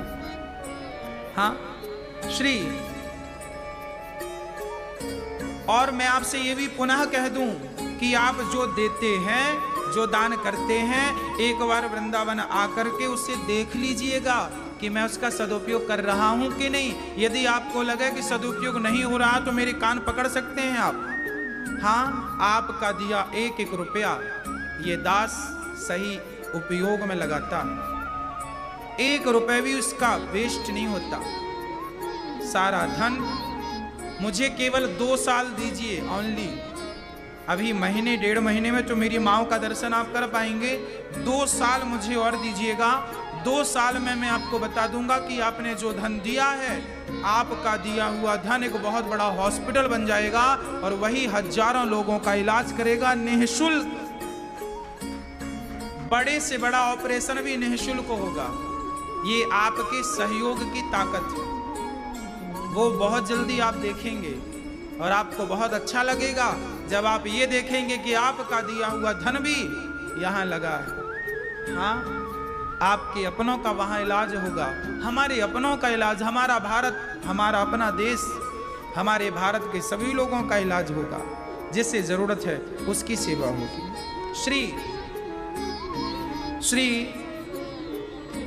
नारद जी महाराज समस्त तीर्थों में गए, शांति नहीं। वृंदावन आए, एक स्त्री उदास बैठी थी, एक बूढ़ा इस तरफ सो रहा।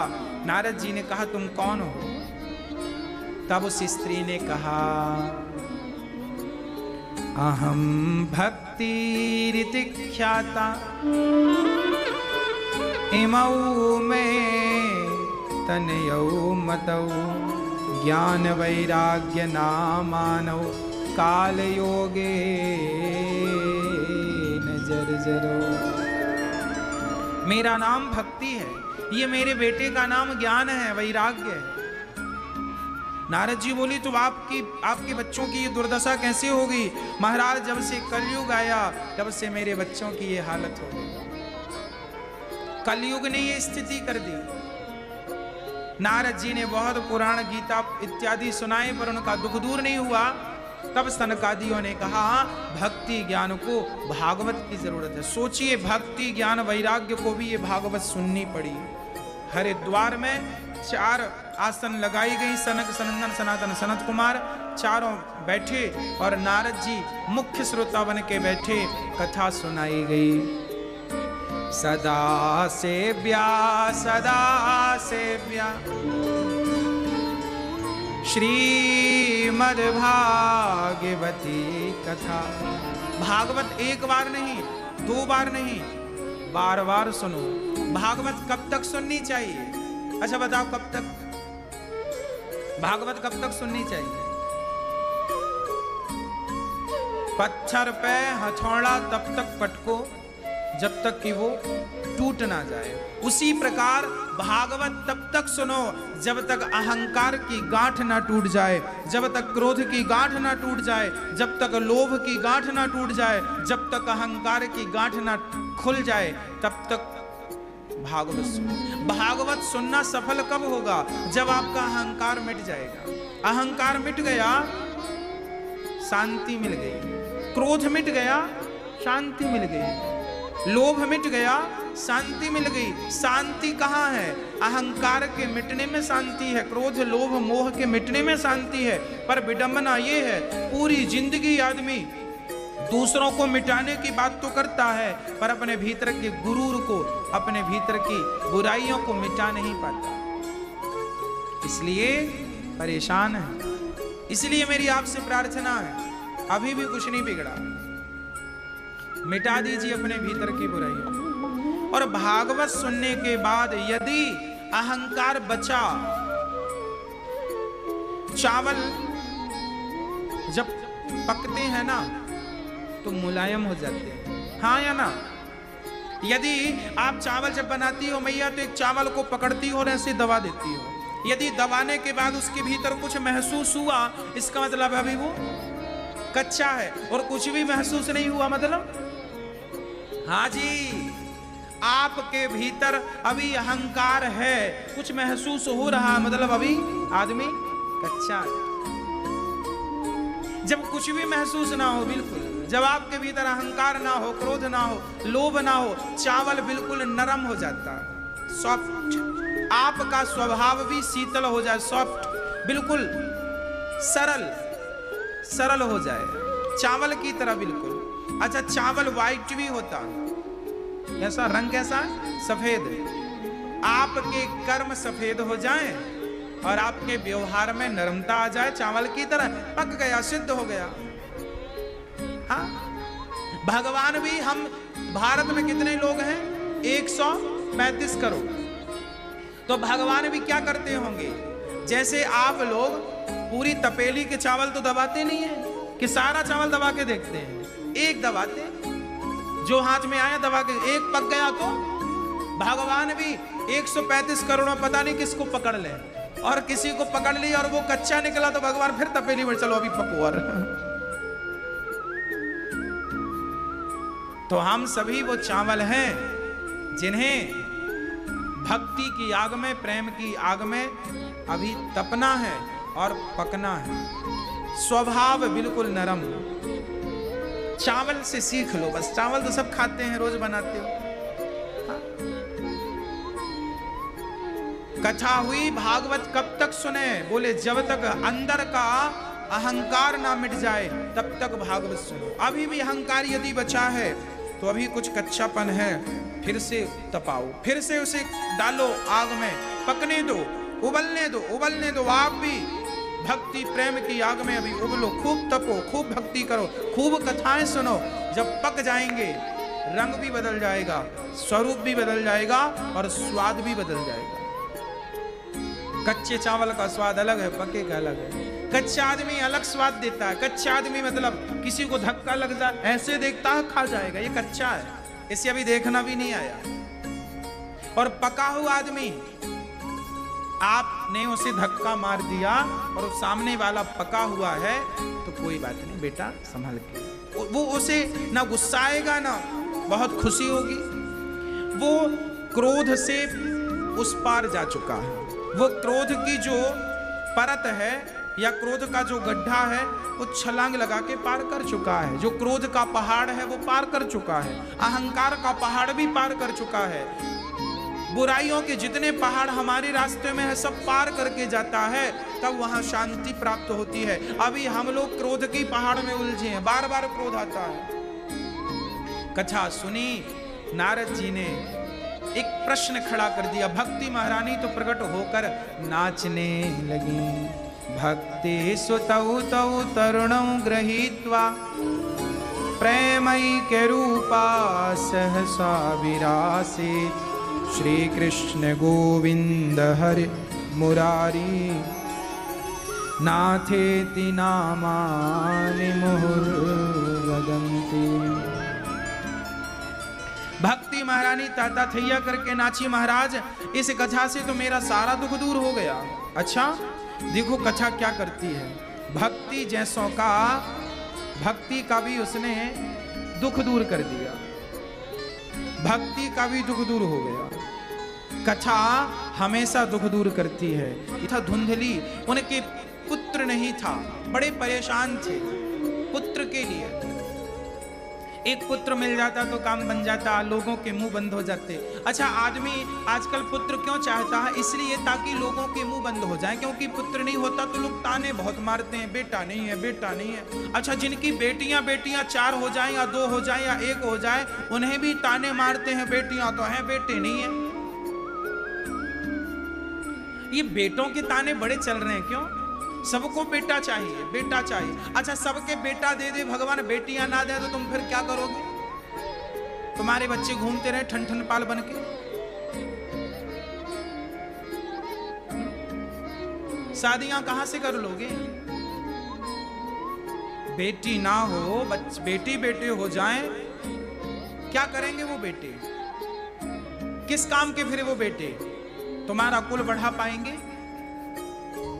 जिसके लिए तुम्हें बच्चे चाहिए? अरे जरूरी नहीं है कि बेटा ही हो, बेटी भी क्या कम है। बेटी हो, बेटा हो, विधाता जो दे बड़ी प्रसन्नता से रखो। और सच कहता हूं, ना तुम्हारी बेटी है ना तुम्हारा बेटा है, परमात्मा ने तुम्हें एक जिम्मेदारी दी है, उसकी परवरिश करो, पाल को उसके बड़ा कर दो। हाँ, ना तुम्हें उसके संग जाना है ना उसे तुम्हारे संग जाना है। कहो किसे किसके संग जाना है? जाना तो सबको अकेले है।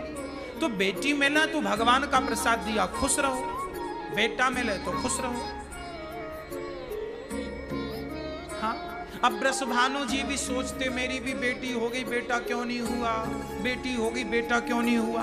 हा? तो बेटी बेटा ही होता तो फिर राधा जी कहां से आती है। जनकपुर की राजकुमारी सीता माता, जनक जी कहते कि बेटा चाहिए, बेटा चाहिए, बेटी नहीं चाहिए, तो सीता कहां से आती। हाँ, सबको बेटा चाहिए तो जनक जी के यहां भी बेटा होता, फिर राम का विवाह क्या राम से होता, फिर लोग कैसे जानते कि सीता है। इसलिए परमात्मा जो कर रहे हैं वो अपनी व्यवस्थाओं को वो खुद कर रहे हैं। तुम ठीक ठीक से चलो, बेटी है बेटा है उसमें खुश रहो। आजकल पढ़े लिखे लोग भी ये बात कहते हैं बेटी है बेटा नहीं है। क्यों चाहिए बेटा। एक आदमी बोला महाराज जी हम मरेंगे तो हमें जलाएगा कौन, इसलिए बेटा चाहिए। हमने कहा पागल मर तो सही। हाँ, आजकल जलाने वालों की जरूरत ही कहां पड़ती है। कोरोना से मरेगा किसी की जरूरत नहीं पड़ेगी। बताओ कोरोना से मरेगा आदमी तो किसकी चार कंधे भी नहीं चाहिए। भगवान भी एडवांस टेक्नोलॉजी वाले हैं। आदमी को समय कम है, भगवान ने कहा ऐसी मौत मरो कि अब कंधे बंधे वालों की भी जरूरत ना पड़े। चार लोग भी कहां इकट्ठे होते हैं, उसकी व्यवस्था ही खत्म कर दी। हाँ, कोरोना वाला आदमी जब मरता है तो ना चार कंधों की जरूरत पड़ती, ना तो बेटा आग लगाएगा इसकी कोई टेंशन नहीं। हाँ या ना। इसलिए अब बिल्कुल टेंशन मत पालो। बेटा सिर्फ आग लगाने के लिए नहीं होता, या इसलिए बच्चे पैदा नहीं करने चाहिए कि बच्चा हमारा नाम बढ़ाएगा। एक आदमी से हमने पूछा बेटा क्यों चाहिए। महाराज जी हमारे कुल का नाम रोशन कौन करेगा। हमने कहा तुम भी तो किसी पिता के पुत्र हो, तुमने अपने पिता का नाम किया। बोले हमने तो नहीं किया। हमने कहा जब तुम ही नहीं कर पाए तो बच्चे से क्या उम्मीद लगाए, वो तुम्हारा नाम करेगा। बच्चे क्या नाम करेंगे आपका, आप ही कर लो ना अपना नाम जो करना है। अगर निर्भर बनोगे दूसरों पर, गिड़गिड़ाओगे तो अपना मान भी सम्मान भी सब कुछ गवाओगे। इसलिए खड़े हो शान से तनकर यही शोभा मनुष्य तन की। मीराबाई का नाम उसके बेटे से नहीं चलता, स्वामी विवेकानंद जी का नाम उनके बेटे से नहीं चलता, रामकृष्ण परमहंस जी का नाम उनके पुत्र से नहीं चलता। कितने महापुरुष हमारे आसपास हैं जिनका नाम उनके बच्चों से नहीं, उनके अपने अच्छे गुणों से, अच्छे संस्कारों से उनका नाम चल रहा। और सदियां बीत गई, नाम चल रहा। महाराणा प्रताप का नाम उनके बेटे से थोड़ी चलता है, चाणक्य का नाम उनके बेटे से थोड़ी चल रहा है, चंद्रगुप्त मौर्य का नाम उनके बेटे से थोड़ी चल रहा है, सम्राट अशोक का नाम उनके बेटे से थोड़ी चल रहा है। इनके अपने अच्छे कर्मों ने इन्हें अमर कर दिया। झांसी की रानी के बेटे से नाम थोड़ी चलता है, उसके बेटे को तो कोई जानता भी नहीं है। था एक बेटा, कहां चला गया किसी को हिस्ट्री पता नहीं। उनके अपने अच्छे कर्मों से, उनके अपने ओज से, उनके अपने पराक्रम से लोग उन्हें जानते हैं। आपके बच्चे से आपको ना जाना जाए, आपके अपने संस्कारों से, आपके अपने पराक्रम से आपको लोग जाने। अपने आप को ऐसा बनाइए। बच्चों के मुंह कब तक ताकेंगे। हाँ, इसलिए बेटा, हाँ भगवान बेटा दे तो रखो, बेटी दे तो रखो, है तो ठीक है, और ना हो तो भी रोने की जरूरत नहीं है। जिस जीवन में अभाव हो, जिस चीज का, लोग कहते हैं बेटा नहीं है, बेटी नहीं है। अरे भाई क्यों रोते हैं, आप तो अच्छे हैं, उनसे अच्छे हैं जिनके हैं। जिनके हैं उनसे पूछो उनके कितने झंझट हैं। जिनके नहीं है, मैं कई बार कथा में ये बात कहता हूं, जिनके सिर पर कर्जा था उनके तो बेटे आ गए उतारने के लिए, पर जिनके सिर पर कर्जा था ही नहीं, भाई बेटा कर्जा ही तो उतारता है। पिता का कर्जा कौन उतारेगा, बेटा। जिसके सिर पर कर्जा था उसके बेटे हैं, जिसके सिर पर कर्जा नहीं था उसके कोई संतान नहीं है। मतलब जिनके पुत्र हैं वो कर्जीले थे तो इस जन्म में उनका कर्ज बेटे उतारेंगे, और जिनके सिर पर कोई कर्जा नहीं था भगवान ने उन्हें भेज दिया, जाओ कुछ मौज लूट कर आओ, तुम्हें जरूरत नहीं है किसी की, वापस आ जाना, तुम्हारा उद्धार हो जाएगा। जिनके बच्चे हैं उनका उद्धार तो तब होगा जब उनके बच्चे उनके लिए कोई पुण्य करेंगे, परंतु जिनके बच्चे नहीं है वो तो केवल भगवान में मन लगा देंगे, इसी से उनका कल्याण हो जाएगा, उन्हें बेटों की भी जरूरत नहीं पड़ेगी। हाँ, मैं बहुत अच्छा काम करके जाऊं और मैं मर करके भगवान के पास जाऊं, भगवान के घर बैठा हूं भगवान के साथ, और यहां मेरे बच्चे यदि कुछ गलत करने लग जाए ना तो भगवान कहेंगे लो तुम्हारे पुण्य, तुम्हारे बच्चे बिगाड़ रहे हैं, सारा पुण्य खत्म हो जाएगा। तो भगवान कहेंगे अब यहां से तुम्हारा खत्म हो गया, अब नरक जाओ। तुम्हारे बच्चे गलत कहते हैं, पुत्र गलत करते हैं तो उसके पिता यदि स्वर्ग में है तो नरक चले जाते हैं, और पुत्र अच्छा करते हैं तो आपके पूर्वज नरक में हैं तो आपकी अच्छाई से वो स्वर्ग चले जाते हैं। इसलिए तो लोग पूर्वजों के लिए अच्छा करते हैं कि हमारे अच्छे से कुछ उनको अच्छा मिल जाए। इसलिए आप परेशान ना होइए, बेटा है तो खुश रहिए। यशोदा माँ के कोई पुत्र नहीं था, कृष्ण को बेटा मान लिया। इसलिए जीवन में जिस चीज का अभाव है वहां भगवान का भाव उत्पन्न कर लेना चाहिए, भगवान से रिश्ता जोड़ लेना चाहिए। और घूम फिर के जिनके 4 बेटे हैं वो घूम फिर के अंत में बिहारी जी के पास ही आते हैं। हाँ या ना? घूम फिर के कहा ना आना? बिहारी जी की शरण में। बेटे हैं, अभी तो आप रो रहे हैं बेटा नहीं है बेटा नहीं है, हो गया। अब बाद में रोगे बेटा सेवा नहीं करता सेवा नहीं करता सेवा, अब चलो छोड़ के वृंदावन चलो। लो, पहले रो रहे थे कि बेटा हो जाए, अब छोड़ रहे हैं कि चलो बेटा सेवा नहीं कर, छोड़ के बिहारी जी। तो पहले ही बिहारी जी के पांव पकड़ लेते। घूम फिर के आना तो वहीं पड़ा। संसार में आप कहीं भी रहो, घूम फिर के आना यही पड़ेगा, अर्थात बिहारी जी के चरणों में। इसलिए कल आना है तो हम आज ही पड़े हैं, कल जहां तुम आओगे हम वहां आज ही पड़े। इसलिए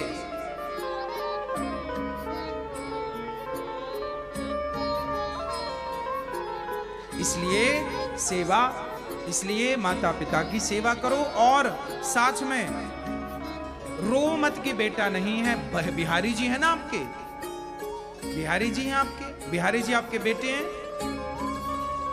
तो जिनके बेटा नहीं है वो ये ना सोचें कि बेटा नहीं है बिहारी जी से रिश्ता जोड़ो। मैं कई बार ये बात सुनाता हूं कि गुरु गोविंद साहब के 4 बेटे थे, 4 में से 2 तो युद्ध में मारे गए, 2 बेटों को मुगलों ने जिंदा चुनवा दिया दीवारों में। गुरु गोविंद साहब के 2 बेटों को जिंदा चुनवा दिया तो उनकी पत्नी, गुरु गोविंद साहब की पत्नी रोती रोती आई, सुनो जी हमारे बच्चों को मुगलों ने दीवार में चुनवा दिया जिंदा। अब जिसके बच्चों को दीवार में चुनवाए उस माँ की क्या हालत होगी वो आप समझ सकते हैं। रो रही है और गुरु गोविंद साहब कह रहे हैं पगली रोती क्यों है? अरे मेरे बच्चे जिंदा मर रहे हैं, चुनवाया जा रहा है और आप कहते हैं रोते क्यों हो? तब गुरु गोविंद साहब ने कहा पगली क्यों रोती है? अभी तेरे 2 ही बच्चे मर रहे हैं ना, या 4 बच्चे मरे हैं। देख ये पूरा भारत जितने बच्चे हैं सारे तेरे ही हैं, किसी पे हाथ रख के कह दे कि ये मेरा है, वो तेरा है। एक के लिए रोती है, जो मर गए उनके लिए क्या रोती है? जो जिंदा है उनको देख के खुश रहे। ये विचार किनके हो सकते हैं? ये विचार कोई साधारण व्यक्ति के तो हो नहीं सकते। इंसान स्वरूप से महान नहीं बनता, इंसान विचारों से बड़ा बनता। आपका रंग रूप हुलिया कैसा है, आप कैसे दिख रहे हैं, ये बिल्कुल महत्व की बात नहीं है। आपके विचार कैसे हैं? गुरु गोविंद साहब जाकर भी आज कौन कहेगा कि गुरु गोविंद साहब मर गए? अरे गुरु गोविंद साहब हम सब के बीच में आज भी जिंदा है, उनके विचार जिंदा हैं। आप और हम तो सब मर जाएंगे पर हमारे विचार जिंदा होने चाहिए। उसके लिए अच्छा विचार हमें रखना चाहिए, अच्छा विचार वाला बनना चाहिए, हमारे विचारों को लोग फॉलो करें, इसके लिए आपको अच्छे विचार रखने चाहिए। तो जो मर गए हैं उन पर क्या दृष्टि है? जो हैं वो तो तुम्हारे हैं, तो जो बच्चे हैं वो तुम्हारे हैं। ये पूरा भारत हमारा घर है, ये बालक मेरा बालक है, ये बहन मेरी बहन है, ये माँ मेरी माँ है, ये बूढ़ा आदमी मेरा पिता है, बस खत्म बात। पूरा भारत मेरा परिवार है। मुझे जो माएँ दिखती हैं सब मेरी माँ लगती हैं, मुझे जो बच्चे दिखते हैं सब मेरे बच्चे दिखते हैं, मुझे जो मेरे बराबरी के लोग दिखते हैं सब भाई दिखते हैं, मुझे जो वृद्ध दिखते हैं मेरे पिता दिखते हैं, बस खत्म बात। सब परिवार है मेरा, इससे बाहर कहाँ जाऊँ मैं?